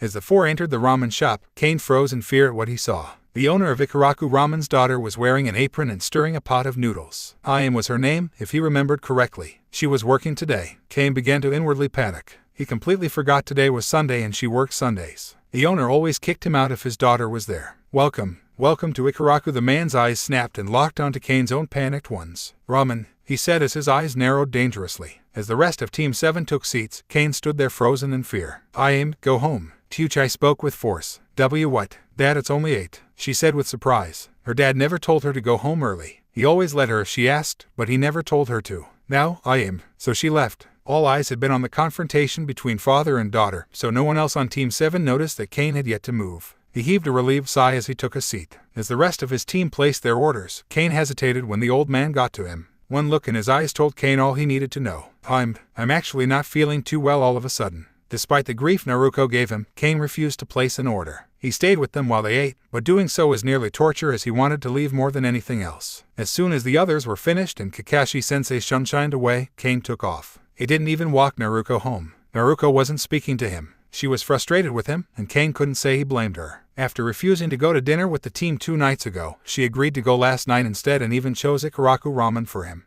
He responded by not eating, not speaking, and taking off without even walking her home afterwards. Last night was only the second night since he agreed to walk her home every night, and he had already failed to do precisely that. Well, he didn't really agree to, more like he was forced into it, but still. It's not like he minded walking her home anyway. See you tomorrow, dead last, Sasuk said with a knowing smirk as he walked away, leaving Kane and Naruko behind. Jerk, Kane thought as he turned to face Naruko. She still hadn't spoken a word to him since last night. She had her arms crossed and a single eyebrow raised, an expectant look on her face. Kane knew she expected an apology of some sorts, but he really didn't know how to go about giving it. His social skills weren't the best after a dozen years of neglect, so he had no idea how to go about giving any sort of heartfelt apology. "Thur," he said stupidly. Naruko huffed before snatching his hand and marching off towards her house. The two were silent for the duration of their walk. What should I say? She's so mad. I have to say something. What do I do? As they arrived to the Hokage manor, Kane suddenly burst. I won't forget to walk you home again. I promise. It was an accident. He stammered out so quickly that Naruko's head whipped to him and her eyebrows went to her hairline in surprise. You better not, was all she said with a small, fond smile. She leaned forward and kissed his cheek. Kane turned completely red as she walked off. He definitely wouldn't forget again. How could he? Kane awoke to the sound of knocking on his door. No, scratch that, it sounded like banging. Wait, what time was it? He launched off of his mattress and ran to the small window. It was bright outside. Shit, he was late. As he opened the door, he found Naruko standing outside, a pissed-off look on her face. Kane, just because Kakashi is always late doesn't mean. She trailed off as she looked past his shoulder into his apartment. It was clean, as always, and still a complete disaster. Naruko pushed past him and forced her way into the apartment. Kane felt dread settle in his chest. Kane, she whispered in despair as she looked around. It's fine. Can we go? He said, panicked. Naruko whirled around to face him. Please, he asked forcefully. Naruko just nodded as the two made their way out of the apartment. As the pair continued along the pathway towards the meeting spot, Kane calmed down significantly. He decided he should break the ice. Sorry, Naruko. I overslept. She just stared at him. It's fine. Kakashi's always late anyway, so I came to get you. As Kane faced forward, he could feel Naruko's eyes bearing down on him. Kane, can we not talk about it? Silence. Naruko could do nothing but nod. As the two made it to the bridge, the soothing sensation from the river did wonders for Kane's nerves. He felt calmer. Glad you could make it, dead last. The idiot over there looked ready to append all of Konoha to find you. Sasuk taunted. Shoot up, bastard. Naruko said back heatedly, a slight blush appearing on her cheeks. What do you mean? Kane asked in confusion. She wouldn't stop complaining. Kept saying things like if he thinks he can skip out on walking me home the day after promising, he thought wrong. I'll make his ass walk me home while he's sick. Among other things. Shut up, bastard. Naruko was completely red by this point, and Kane was no better. Sasuk smirked at the results he got. You wouldn't be so high and mighty if Itachi were here. Naruko snapped at him. The atmosphere dropped immediately. Sasuk's eyes narrowed and turned cold, and Naruko looked aghast at what she just said, her flush leaving her body almost instantly. Kane looked between the two worriedly.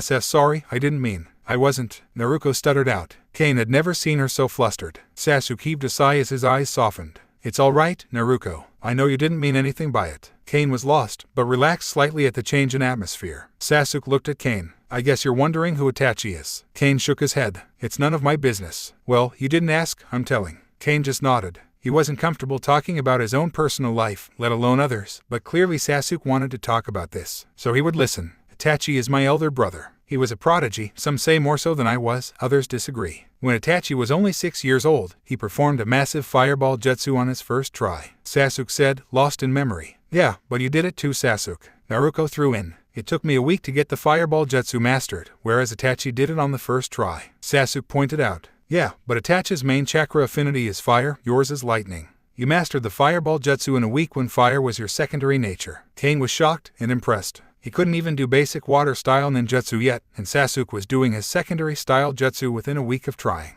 At 6, regardless, Itachi was loved by everyone in my clan. He was supposed to be the next Uchiha court chief, not me. Sasuk's eyes hardened. I loved my brother. Still do. He was the most important person in my life. What happened to him? Kane asked, fearing he might have passed on. Supposedly, he murdered Shisui Uchiha, his best friend, and fled the village. Sasuk said emotionlessly. Kane's eyes widened as Naruko bowed her head in sorrow. I don't believe it. Not for a second. My brother loved Shisui. Shisui was his best friend. I remember getting jealous all the time of Shisui because of it. I don't believe for a moment that Itachi murdered him. Not without good reason, at least. Sasuk said with anger in his voice. I'm going to find Itachi and bring him home. Sasuk said looking at Kane. There was a fire in his eyes Kane had never seen before. Anyone who could inspire such loyalty in someone like Sasuk must have been a hell of a guy. Kane hoped he got to meet him someday. Naru-chan. A high-pitched voice screeched as Team 7 were found waiting at the bridge for their sensei. The 3 members turned and saw a young boy with a scarf barreling towards them. Konohamaru-kun.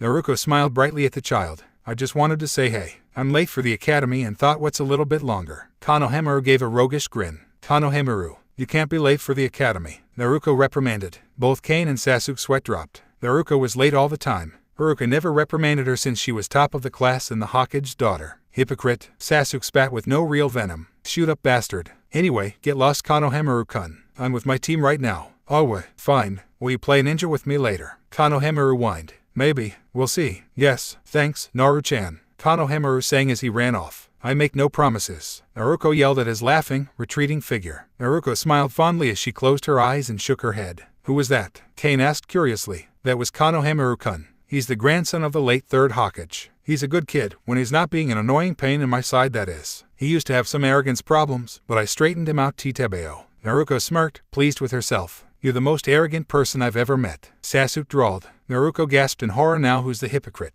HM. Sasuk grunted back. Kane just smiled. Smack. Kane went down hard. All right, that's enough for today. Wrap it up. Kakashi called, his eye never leaving his book. As Kane nursed his sore jaw, Sasuk held a hand out for him. Kane gratefully accepted his help and stood up. Okay, bring it in, guys. Kakashi called out again. The 3 looked at him in surprise. Kakashi usually just dismissed them and disappeared, other than the few times Naruko roped him into going out to eat, that is. The 3 approached him cautiously. Something was up. Tomorrow is mission day, Kakashi said, his eye still glued to his book. The 3 said nothing. I think it's time for another C rank. As Naruko began cheering and Sasuk gave a pleased smirk, Kakashi smiled at the expectant response his words drew out of the team. Kane got a determined look on his face. This time, he'd prove himself. Kane sat in his signature spot at the library with an open book in hand titled A Rank Water Ninjutsu. Several droplets of water were floating in the air around his head. Kane sighed as he set the book down and leaned back in his seat. The 6 or so water droplets moved and positioned themselves within his field of vision.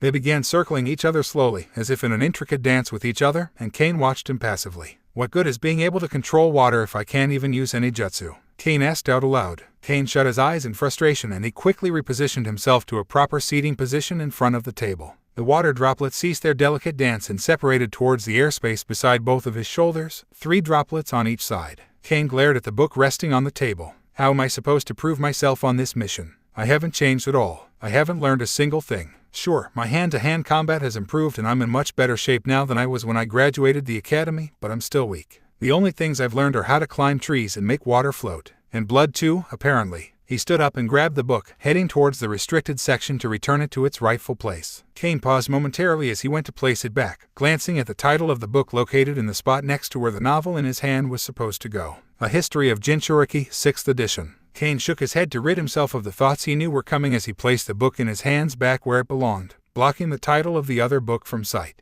Nothing in here is going to help me. Almost everything in here is still too advanced for me. I guess that's why it's the restricted section. After leaving the restricted section, Kane walked down an aisle towards a specific book he knew the location of. Water Style Ninjutsu, the basics Kane read to himself as he grabbed the familiar book. He had been through the entire thing several times already, but it still didn't help him. He didn't know why he couldn't do what the book said, he just couldn't. As he reread the opening chapter's first few lines for what felt like the 100th time, Kane felt misery coil tightly in his torso. He stopped reading mid-sentence and got back up to put the book away. He was gaining nothing by being here tonight. He might as well head home and try to get a few extra hours of sleep so he'd have more energy for the mission tomorrow. At least he'd be doing something productive that way. Team 7, your mission will be to go to Tanzakugai in the southwest. Some bandits have recently been sighted in the area and have started causing trouble for the townsfolk. Find them and eliminate them. The fourth Hokage spoke with his hands crossed in front of his face. Hi, Hokage-sama, Kakashi replied while standing at attention. As the four of them made their way out of the tower, Kakashi halted them. Meet at the southern gate in 2 hours. And he shined away. This time, Kane came prepared with his kunai pouch strapped to his waist. He noticed he was the first one to arrive. My second C-ranked mission.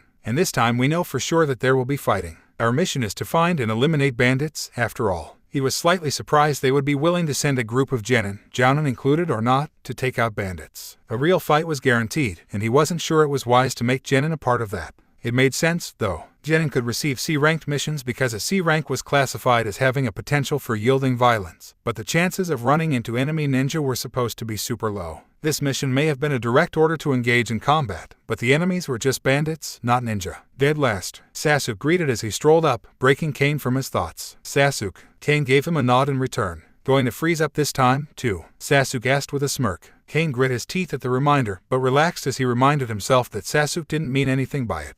Not really. He was just messing with him. I didn't plan on it, no. Kane spoke calmly. HN. Sasuk grunted in reply, smirk still in place. Hey guys, Naruko said, dropping down from the roof of a building nearby, startling Kane and causing him to jump. Naruko gave him a sheepish, slightly guilty smile in response as Sasuk just crossed his arms. Idiot, this time we're doing things a little differently, Sasuk said as he glared at Naruko. What you mean, bastard? This time, when we fight the bandits, no using shadow clones. What? Why not? Naruko asked with a bewildered look. It's not fun when you hog all the action. No shadow clones, you have to share this time. Naruko grinned in response. What's the matter, bastard? Can't keep up. Sasuk glared harder. No shadow clones. Fine, Naruko yielded as she waved him off. Sasuk smirked. Besides, if you don't use shadow clones, then this time Kane can get in on the fun. Naruko stiffened and looked at Kane worriedly as Sasuk pinned his smirk onto the boy. Kane narrowed his eyes. Yeah, you guys have to share this time. As the two of them grinned at him, Kane knew he said the right thing. The walk to Tanzakugai was boring Kane half to death. Naruko was discussing some new form of taijutsu with Sasuk and how she was going to, quote, kick his ass with it while Kakashi, as always, was reading. Kane would admit he was a little worried.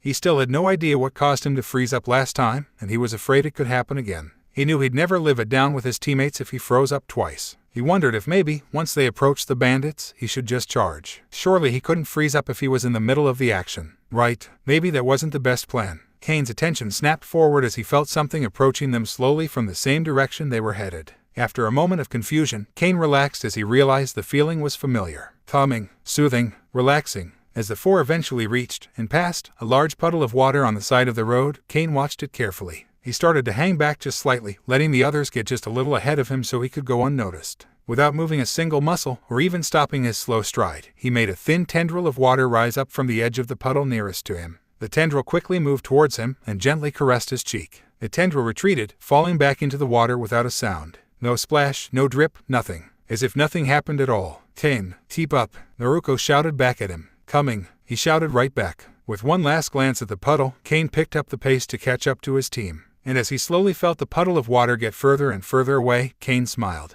Tanzakugai was pretty big, definitely bigger than Otaka Town, that was for sure. He supposed that it made sense. Tanzakugai was one of the 3 largest towns in all of the Land of Fire. As the 4 made their way through the town, Kane tensed up as he realized something. Nobody was looking at him. Nobody. Kane's mouth dropped open in surprise. Nobody knew who he was. The glares he was used to receiving weren't coming. He was anonymous. He wondered if the same thing happened in Otaka Town. He had been so upset and lost in thought, pondering over why he froze up when the bandits attacked, that he wasn't sure. He never noticed one way or the other. A young woman in her 20s accidentally bumped shoulders with Kane. She made a small gasp as she turned to Kane. Oh, excuse me. She gave him a polite smile and went on her way. Kane smiled. He liked being anonymous. Naruko, on the other hand, was not so lucky. She didn't get less looks and remarks, if anything she got more. The people clearly knew who she was, and since they weren't residents in Konoha, seeing the daughter of the fourth Hokage wasn't a common thing for them. He felt slightly bad for her when he saw the uncomfortable look on her face. And then he felt irrational anger that she would dare feel that way over praise rather than scorn. Whoa, where had that come from? Kane suddenly felt guilty. He shouldn't treat her that way, she deserved better. He would try to apologize to her if it weren't for the fact that he'd have to explain to her why he was apologizing. As the four entered the building where they would meet up with the client, Kane decided he would make it up to Naruko somehow, even if she didn't know why he was doing it. After all, it's not like it was Naruko's fault the village hated him. The four spotted the light from the campfire under the cover of darkness that night. This was the place, the location of the bandits. He was in position. Each of them was told of the plan before arriving. They knew the geography of the area. The client had given them a few maps of the surrounding acres. Now Kane just had to remain silent, unseen, and wait for the signal. As soon as the signal was given, Kane was told to light an exploding tag, courtesy of Kakashi-sensei, at the base of the hill in order to block their only escape route. The sound of a crow's caw filled his eardrums. That was the signal. Kane immediately lit the exploding tag wrapped around a kunai and launched where he was told to. As soon as he did, he took off running towards the top of the hill where his teammates would engage the bandits. Kane pulled out 2 kunai as he ran, and adrenaline pumped throughout his entire being.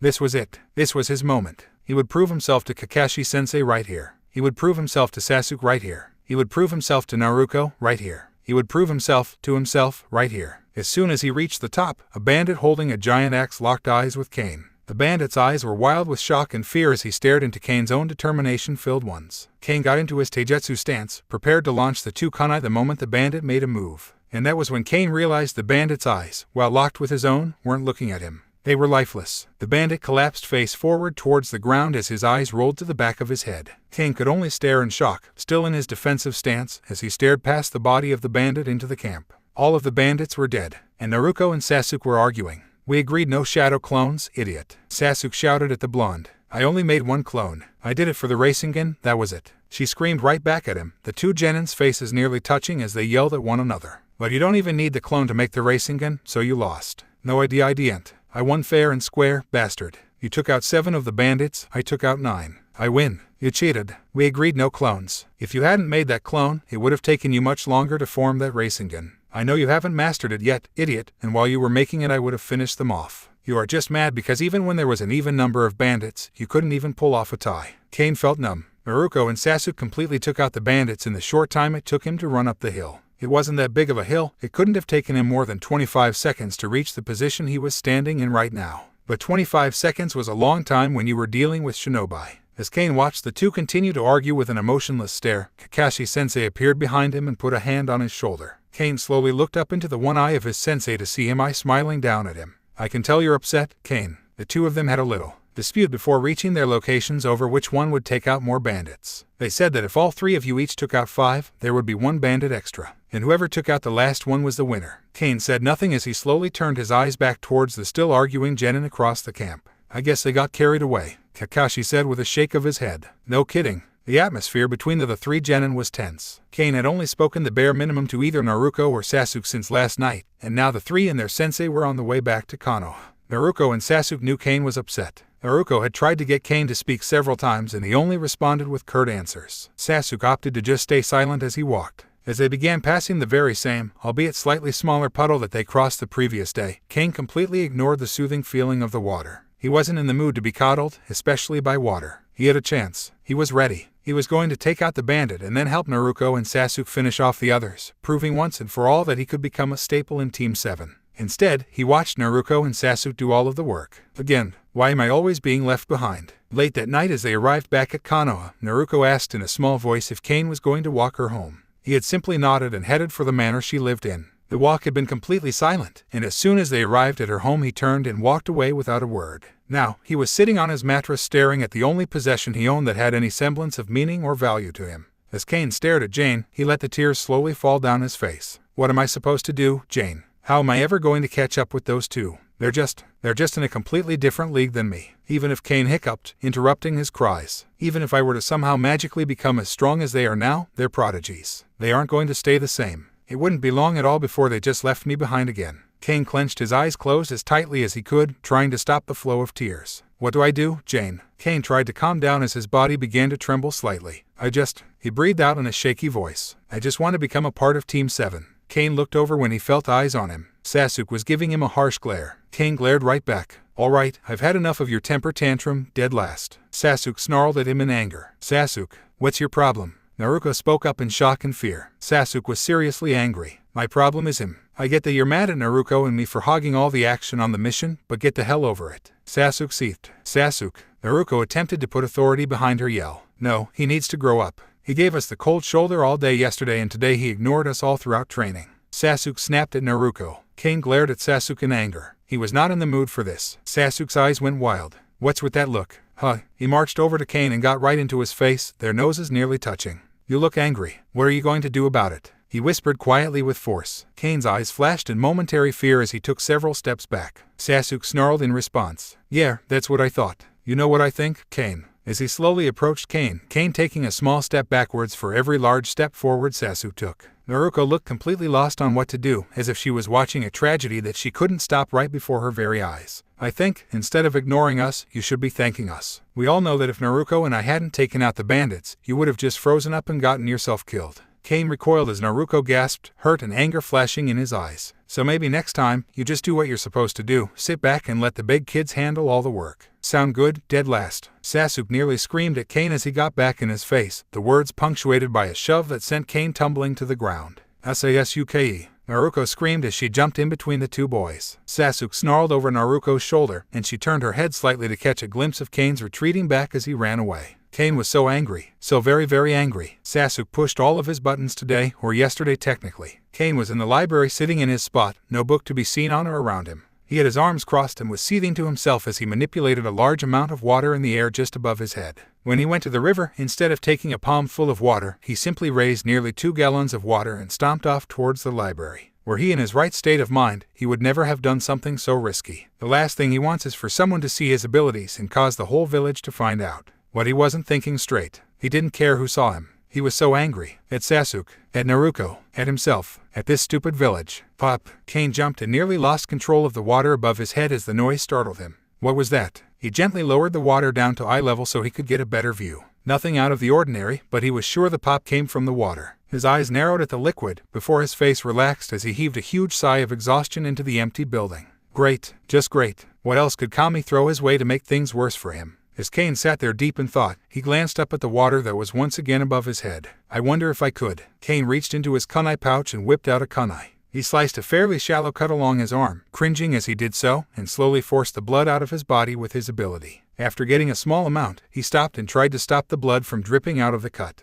And the blood stopped. Kane blinked in surprise. Well, that was surprisingly easy. Not only that, but his theory had been correct. Kane smiled as the blood he pulled slowly drifted upwards, stopping close to, but not quite touching, the water that he was also controlling. I can control both at the same time. That's pretty sweet. He noticed that his chakra was barely even draining. In fact, he was sure he could keep this going for days if it weren't for sleep. So, at the very least, I know that I can control a very large amount of liquid at a time, or a very small amount of liquid for a long period of time. He stared up curiously at the two floating liquids, and watched as the blood and water came together and mixed. His eyes widened as he could still feel the difference between the two. The separation. He could tell what parts were blood and what parts were water. And then suddenly he couldn't. His eyebrows rose in shock as he brought the blood water down to eye level once more. He couldn't tell one liquid from the other anymore. Dilution. I can still feel the difference between two different liquids when they first combine, but I guess after so much time it becomes too diluted to tell the difference. Kane leaned back in his chair as the slightly infected water once again rose higher up. Yeah, so what? Congrats, Kane, you figured out yet another useless fact on your practically useless bloodline. Ability, jutsu, whatever. It still didn't help make him any stronger. Kane looked at the liquid in dismay. And I still can't even perform D-rank water ninjutsu. As Kane approached the bridge, Naruko was already there waiting. So was Sasuk. Naruko tensed up when she spotted him, and Sasuk gave a small sneer at the ground. Kane leaned against his usual spot before sliding down with a plump as he crossed his arms and stared at the ground. The water below the bridge was doing wonders to keep his nerves relaxed, but he was still on high alert. Naruko looked like she wanted to say something as she stared at Kane. She glanced at Sasuk, and then back to Kane, before biting her lip and deciding to keep quiet. It was the most awkward Team 7 waiting period since they were first declared a team at the academy. Kakashi, when are you going to teach us some jutsu? Surprisingly, it was Sasuk who asked this question of the white-haired Cyclops. Kakashi stared at Sasuk with an unreadable expression. You want to learn some jutsus? Huh. Sasuk nodded. You haven't taught me nor Naruko a single jutsu yet, and we've been a team for quite some time.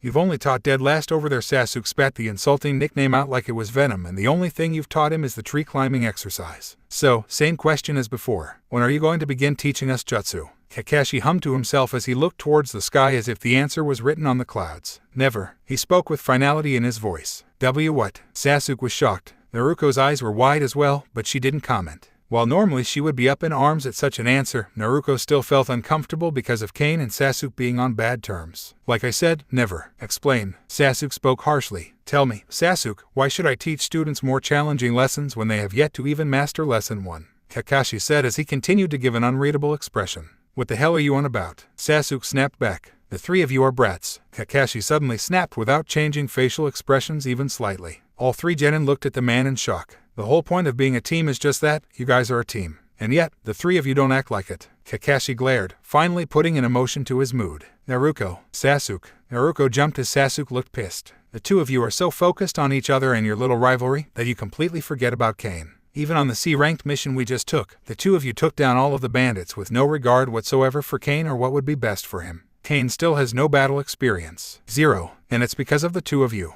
Naruko flinched harshly at the reminder as Sasuk looked properly chastised. Kane, Kakashi barked, causing Kane to visibly jump. Don't think you're without fault, either. You have been a part of Team 7 for 3 months, Kane, and yet you haven't opened up in the slightest to either of your teammates about anything, Kakashi stated with a hard look in his eye. Kane grimaced but said nothing, ignoring the confused and curious looks his teammates sent him. Why should I teach jutsus to a bunch of brats that, after 3 months, have yet to become a proper team? Kakashi asked with his voice once again devoid of emotion. The three genin looked solemn, each lost in their own thoughts. Kakashi was determined to stand there and wait it out. Several minutes passed in complete silence. Look, I'm sorry. Sasuk's voice broke the thick silence, eyes locked onto Kane's. Kane's eyes widened in surprise and the unexpected apology. When we took the bell test, Kakashi reprimanded me for looking at you as nothing more than baggage. I tried to change and move past my arrogance, but clearly I haven't done a good enough job. You have my word that from this point forward, I'll be a better comrade. Kane was speechless. I'm sorry too, Kane. Naruko chimed in, sorrow filling her voice. Kane turned his attention to her, confused. What was Naruko apologizing for? You and I, we have a lot of history, Kane. Things happened and I've just tried to ignore it and hope it went away. I know now's not the time or place, but just know that I'm sorry. I've always regretted my actions and I wish I could take it all back. Naruko spoke as her eyes glistened with unshed tears. Kane felt a lump in his throat as he looked at the two.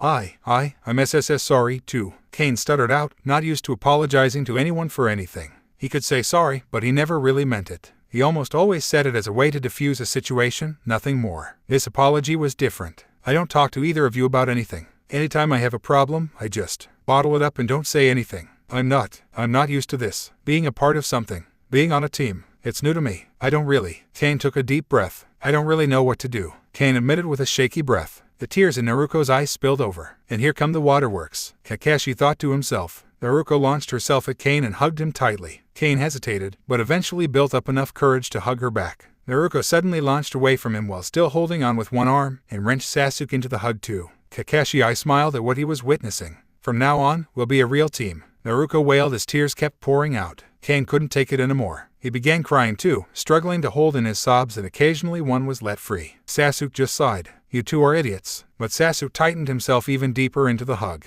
After several more moments of this, the three slowly broke apart, both Kane and Naruko rubbing their eyes. Well, that was touching, Kakashi said with an eye smile. Naruko let out a strangled, but joyful laugh as she smiled. I'm glad to see we got this settled. So, are the three of you ready to become Team 7? Kakashi asked with amusement and happiness in his lone eye. You're damn right, Titebeo. Naruko cheered as she fist pumped to the sky. Sasuk nodded as he said we're ready. Kakashi turned his eye towards Kane. Kane rubbed his eyes one last time, and then he nodded. Good. Well then, I know just what to do next, Kakashi said with an eye smile. All three ninja looked towards him for guidance. I've recommended Team 7 for the Chunin exams. A lot happened today, huh, Kane? Naruko asked quietly as the two made their way to her home. Yeah, it's been an exhausting day, Kane agreed wholeheartedly. The two fell into a comfortable silence. Think we'll do good on the Chunin exams? Kane asked, curious to hear her thoughts. Of course we will. We're going to kick that exam's ass, Databeo, Naruko said with a little fist pump. Kane smiled at the answer. As the pair approached Naruko's home, she turned and gave him a strained smile. Kane, he blinked. Yeah,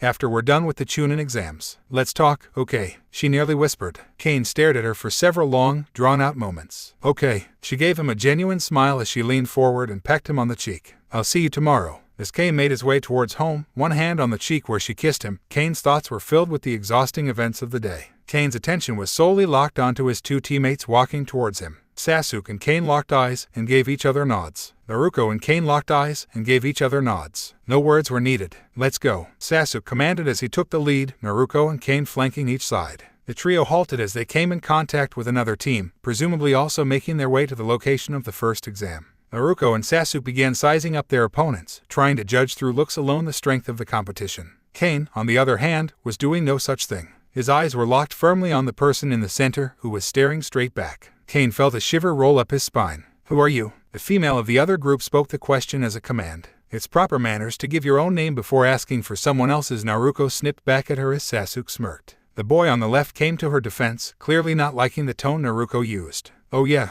let's see you talk about proper manners while I'm shoot up, Kenkuro. All eyes snapped to the redhead, and a chill was felt by everyone. I am Sabaku no Gaara. Gaara spoke, his eyes still staring directly at Kane. Nobody moved. Nobody spoke. Tell me your name. Gaara spoke again, eyes never even blinking. Kane. Kane Sanguis. Kane said with a lot less confidence than he wanted to. Kane Sanguis. I will remember that name. He spoke lowly, like a cat ready to pounce. For the first time, Gaara's eyes left Kane's own. His eyes flashed over to Naruko. And yours as well, Naruko Namikaze. Naruko gave him a harsh glare. Come, Gaara commanded as he walked past Team 7, Kenkuro and Temari following close behind. I don't like how he knew my name without even asking for it. Being the daughter of the fourth Hokage can seriously get annoying sometimes. Naruko griped as the three entered the building where the exam would be held. Kane was still in shock. So that was Sabaku no Gaara, the son of the Kazekage. Kane thought to himself, the host of the Shukaku. Naruko. A shrill voice screeched as suddenly there was a flash of red before Naruko was tackled to the ground. Karin. Naruko shouted in shock at the redhead lying on top of her. The two girls stood up and immediately began chattering excitedly and too quickly for either Kane or Sasuk to catch. I just what are you doing here? Naruko yelled with a huge grin on her face. Isn't it obvious? I'm here for the exams. Karin spoke with pride. Naruko audibly gasped. You're on a team. Karin grinned at the blonde before pointing to her forehead protector. Yup, only a ninja team from Tanagakure, the village hidden in valleys. Where's that at? Naruko asked in confusion. It's between the Hidden Leaf and the Hidden Sand villages, inside the Land of Rivers. Oh, I'm so glad you're here, Karin. Naruko beamed. Naruko swiftly turned to her teammates. Kane, Sasuk, this is Karin. She's my cousin, Naruko said with pride. Karin took one look at Sasuk and blushed. It's nice to meet you, Karin said with a flirty smile thrown his way. Sasuk grunted. Karin's amazing, you guys. Her chakra is like magical. If you bite her and drink her chakra, it heals any wounds you have super fast, Naruko said with pride in her cousin. Naruko, you can't just go tell everyone about my abilities. We're about to take an exam. Karin scolded her. What? But Karin, we're family. We aren't going to fight you. In fact, the three of us will watch out for you and your team. Right, guys? Naruko turned to the boys with a huge smile on her face.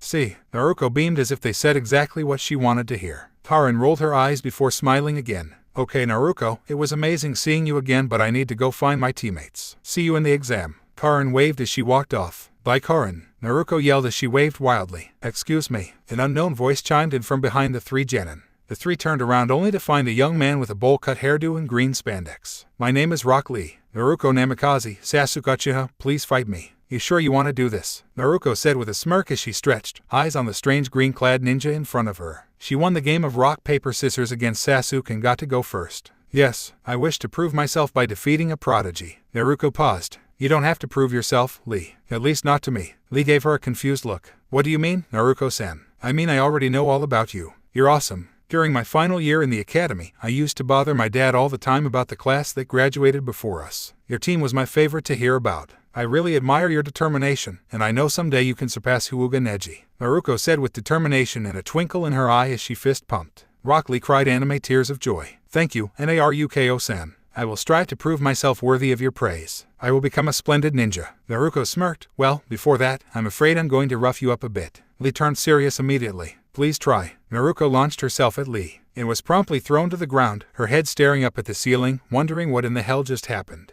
I believe that is game, Naruko-san. Naruko was in so much shock that she didn't move. As Kane dragged Naruko away, Sasuk stood before Rock Lee. He hadn't been taking this seriously before, but now he knew this guy meant business. The guy was clearly good at taijutsu. Naruko's taijutsu was good, but she was nowhere near as good as Sasuk, and that was without the Sharingan. With it, Sasuk was in a class of his own. As Sasuk stared at Rock Lee with twin double Tamo Sharingan eyes, he smirked. He would take him out quickly. Sasuk charged, Lee standing patiently in a sideways stance with one arm up. Sasuk threw the first punch, and his eyes widened as Lee gave the top of his fist a slight poke, causing him to miss entirely and leave himself wide open as the momentum of his swing carried him forward. Lee jumped into the air, eyes staring into Sasuk's own. And Sasuk knew he had lost. Leaf Hurricane. Kane stared in shock as Sasuk was thrown across the room, landing near him and Naruko. YOOSH. I did it, Guy-sensei. I have defeated the Prodigies. Neji, you shall be next. Rock Lee screamed as he excitedly shook a fist towards the air, literal fire in his eyes. Rock Lee. Kane spoke aloud, surprising himself. Lee turned to Kane. Yes. Kane hesitated. He hadn't meant to speak aloud, but he was curious. Why do you want to beat Prodigy so badly? Lee got a determined look on his face. To prove that even someone like me, with no talent whatsoever, can become a splendid ninja. That is my dream. Kane decided he liked Rock Lee. Naruko and Sasuk walked glumly as Kane stood between the two. Sasuk was scowling with his head down as Naruko looked like she wanted to punch the floor. Kane couldn't stop smiling. A talentless ninja, Rock Lee called himself. And he summarily whooped Sasuk and Naruko's asses. Maybe he could become like Rock Lee someday. His smile widened as the three entered the room where all the Chunin exam candidates were gathering. Sasuk-kun. A shrill voice screeched as suddenly Sasuk found himself glomped by a blonde-haired girl. Get off of me, Ino. Sasuk growled out. Yeah, get off of him, Ino pig. Another voice screeched as a pink-haired girl marched over, glaring at the blonde. Ino stuck her tongue in the pinkette. What's the matter? Billboard brow. Jealous. Sakura grit her teeth in anger as she seethed. Hey you guys, you made it. A chubby boy said as he walked up alongside a black-haired boy with a ponytail. Oh man, you guys came? What a drag. I guess it was too much to ask for the two of you to not be here. Shikamaru spoke as he lazily glanced over Naruko and Sasuk. Hey, looks like the whole gang's here. A boy with weird red markings on his cheeks said as another boy with sunglasses that hid his eyes followed close behind. I hope you've gotten stronger, Sasuk. I know I have, and if you haven't I'll be kicking your ass in this exam. Kiba said with a confident grin at Sasuk. HN, you're not worth my time. Sasuk dismissed him. Kiba looked furious as Shino placed a hand on his shoulder to calm him. Team 8, consisting of Kiba Inuzuka and his dog Akamaru, Shino Aburame, and Sakura Haruno. Team 10, consisting of this generation's version of the famous Ino Shikachu trio.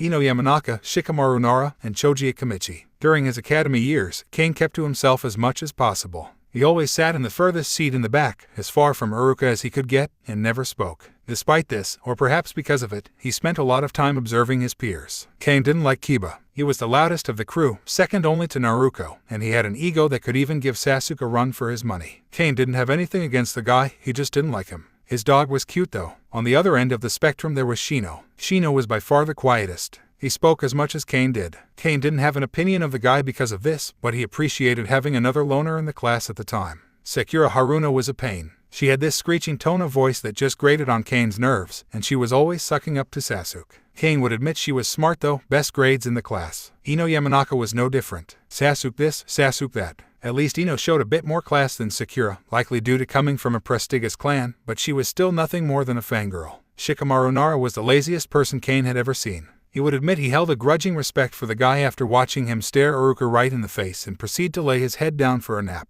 Anyone who disrespected Uruka so blatantly was alright in Kane's book. Choji Ikamichi was a nice guy. Kane had never spoken to him, but he was probably his favorite of his classmates at the time. Naruko and Sasuk were his favorites now, of course, but at the time he liked Choji the best. The guy was just so genuine, something Kane found to be a rarity. As the group of 9 continued to interact, Kane felt his skin crawl. He felt as if he was being watched by multiple people, as if the entire room had their eyes on him and him alone. He scanned the room. As his eyes quickly went through the sea of faces, he quickly snapped his eyes back towards a white head of hair. He could have sworn he was looking at him. He kept going, dismissing the suspicion he felt. His eyes stopped immediately as they connected with green, vicious eyes. Kane felt fear coil deep in his belly as he found Gaara staring at him, curiosity and something else Kane couldn't describe in his eyes. Kane turned his back to the redhead and focused on the chattering of his peers, trying to ignore the dread he felt at Gaara's penetrating gaze. Being self-taught was both a blessing and a curse, in Kane's opinion. It was a blessing because there were things he knew that nobody else did, things he found interesting that he could focus his time and attention on.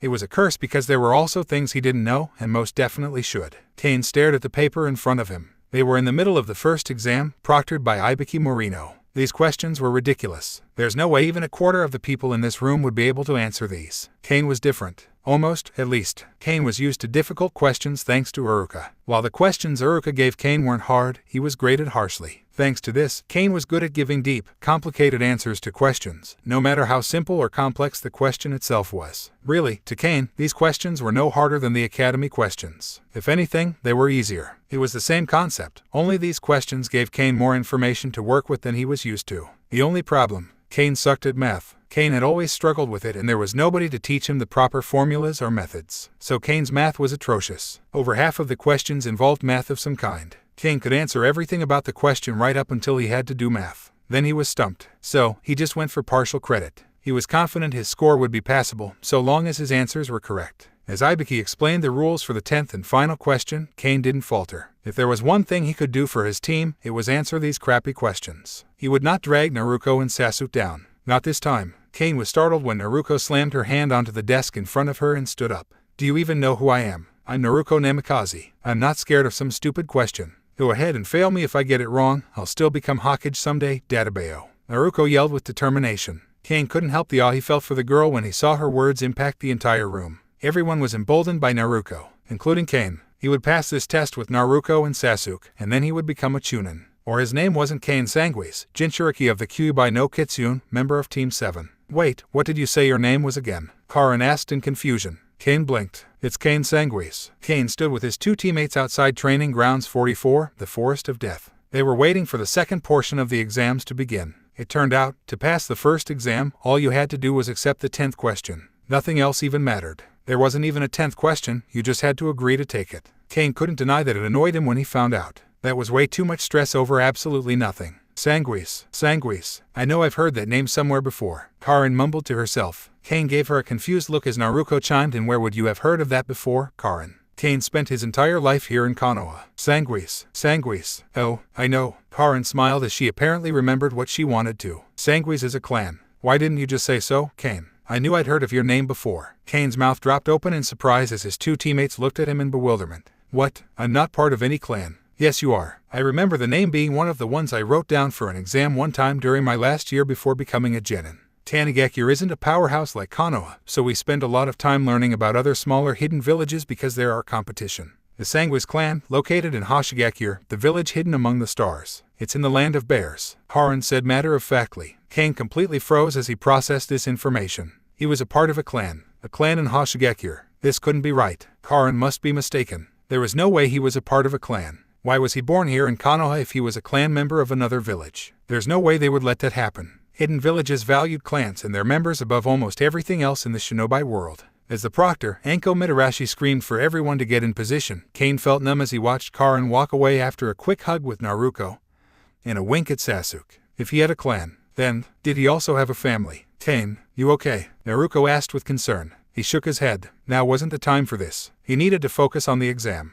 Naruko and Sasuk were counting on him. Yeah, I'm fine. I'm ready, Kane assured them. He would look into it later. Kane sighed to himself as he stared into the flames of the small campfire in front of him. The exam has been underway for over 8 hours, and Kane was currently on lookout while Naruko and Sasuk slept. His shift was the first shift, and after another hour passed he would wake Sasuk up for his turn. Kane's thoughts drifted to Karin's words, but he immediately squashed them. She was wrong. She had to be. The fourth Hokage would have told him if he were a part of a clan. Besides, there was nothing he could do to try to verify her words until after the exams were finished. Kane jumped up and whipped out a kunai as he heard a guy scream. That scream was close, too close for comfort. Suddenly Kane felt uneasy. A peculiar feeling grew within him, as if he smelled something nauseating that upset his stomach. The smell was coming from the direction the scream came from. And then, almost immediately after he smelled it, it was no longer an unsettling aroma. Rather, it was bland. A weak smell that no longer bothered him. It didn't smell good, nor did it smell bad. It smelled coppery, and it was calling to him. Kane felt a pull towards it. A pull unlike anything he'd ever felt before. It wasn't all-consuming or demanding pull, no. It was as if it beckoned him, promising sweets and gifts should he come.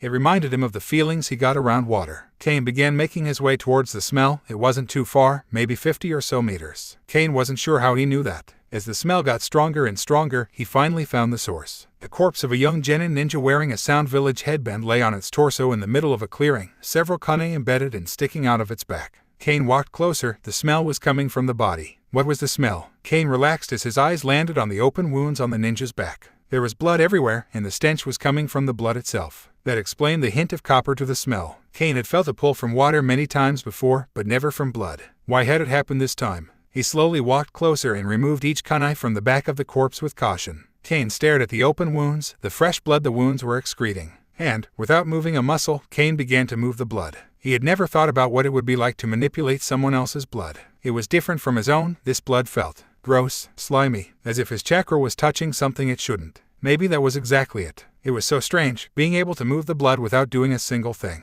It used a negligible amount of chakra, but it didn't require anything of him to do it. No connection, no hand signs, no thought, nothing. It was as if the blood coming from the ninja was his chakra. It was just in the wrong place, outside of his body rather than inside. It was the same with water, too. He dropped the small amount of blood he had been tampering with back where it belonged as he continued to stare. Water always felt soothing, calming, nurturing. Blood always felt bland, tasteless. Kane felt more from this guy's blood than he ever had with his own, and it was not a pleasant feeling in the slightest. It wasn't necessarily a horrible one, either. It just wasn't good. It made him feel gross, as if he needed to take a shower because he'd been playing in the mud. The only thing his own blood had ever felt was warm. This guy's blood. It felt warm, too, Kane realized. In fact, it almost felt warmer now that he thought about it. No, it definitely felt warm. Warmer, warmer, warmer. Pop. Kane stared in shock as a tiny, tiny little bubble formed in the blood before immediately popping. Having lost his concentration, Kane realized the blood suddenly didn't feel as warm as it had a few moments ago. He tried focusing on the heat of the blood again. Pop. Kane stared in awe as it happened a second time. He could heat the blood up. It was disturbing. He wondered if it had something to do with his third elemental affinity, his affinity for fire. Or was it all a part of his theoretical Kekkei Genkai? Or was it the Kyuubi? He didn't know. He wondered if he could do it with water, too. He thought back to a time in the library where the same sound had occurred. He had been manipulating water at the time. Was it the time he manipulated both his water and his blood? He wasn't sure. No, I remember. I was only manipulating water at the time. I heard the pop, and then I started manipulating both the water and my blood after that. So, he could make water heat up too. That was actually pretty cool. He needed to test that as soon as possible. He wondered if he could do anything with this info. Maybe he could. Kane felt a hand on his shoulder as he was suddenly whirled around. What the hell are you doing, Kane? Sasuk whispered in fury. I was just checking out a scream I heard, and then I found this guy. Kane whispered back as he stepped off to the side to allow Sasuk to see the dead genin. Sasuk looked even angrier after seeing the body. You heard someone scream as they were getting killed and decided to leave Naruko and me alone, asleep. Sasuk whispered with his voice steadily rising until he was nearly speaking at normal volume. Shit. Kane had honestly completely forgotten about his team, too entranced by the weird sensations he was receiving from the blood. Sasuk pinched his nose as he let out a breath in an attempt to calm himself. We need to get back. I woke Naruko up and came looking for you, but knowing the idiot, she probably fell right back asleep.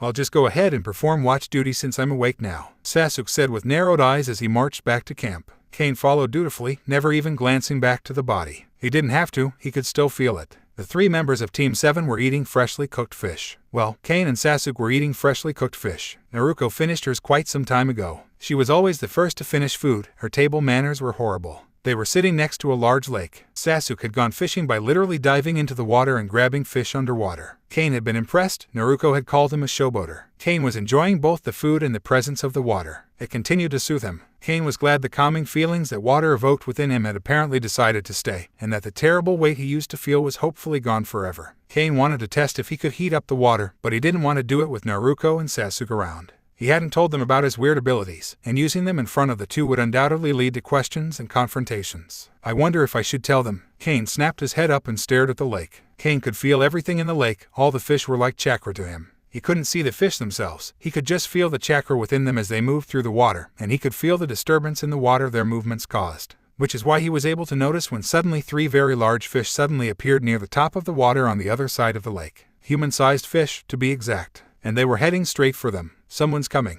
Kane said, causing reactions of shock from his two teammates. Both immediately stood up and got into battle positions. Where? How do you know, Kane? Naruko spoke with steel in her voice. They're coming from the water, Kane said as his eyes didn't stray from the lake. Sasuk stared at Kane for several seconds. Move, he suddenly commanded as the 3 of them took shelter in the forest nearby, each one hiding in a different location while still being able to see the camp. Kane continued to focus on the feel of the 3 chakra sources quickly growing closer. A head suddenly poked out from the water and glanced around before diving back under. Several seconds passed in tense silence, the only sounds being the sounds of the forest. 3 bodies walked out of the water directly into their camp, each one looking around. Damn, they must have found out we were coming, one of the ninja said. How can that be? We circled the entire lake so we could get the drop on. Another of the 3 spoke before gasping as he was cut off thanks to a chop to the back of the neck, courtesy of Sasuk. Kane's eyes widened. He hadn't even seen Sasuk move. The other two whirled around to face him, and suddenly both were flat on their faces with Naruko standing with one foot on each ninja's back. Sasuk dove forward and gave the two the same treatment as the first. Kane slowly walked out as he processed what happened. Kane, that was awesome. How did you know they were coming? Naruko shouted with excitement as she rushed over to him. Oh, I don't know, I just thought I saw some people dive into the lake a little ways off. I figured they might be coming for us so. That's amazing, Kane. Neither me nor Sasuk even knew they were coming. She gushed, causing a blush to rise on Kane's face. Check it out, they have an earth scroll. Now we have both, Sasuk said with a pleased smirk as he held up his trophy. Awesome, now we can head for the tower. Maybe we'll be the first ones there. Naruko cheered as Sasuk and Kane smiled. Kane glanced at the three-down ninja. Once again, he hadn't lifted a single finger. But this time, it was okay. This time, Kane had helped. This time, Kane felt like he was a part of the team. Okay, sadly the chapter is over. And if you enjoyed, just leave a like and subscribe with post notification. So when the next chapter is ready, you will be notified. Okay, see you in the next video. Bye.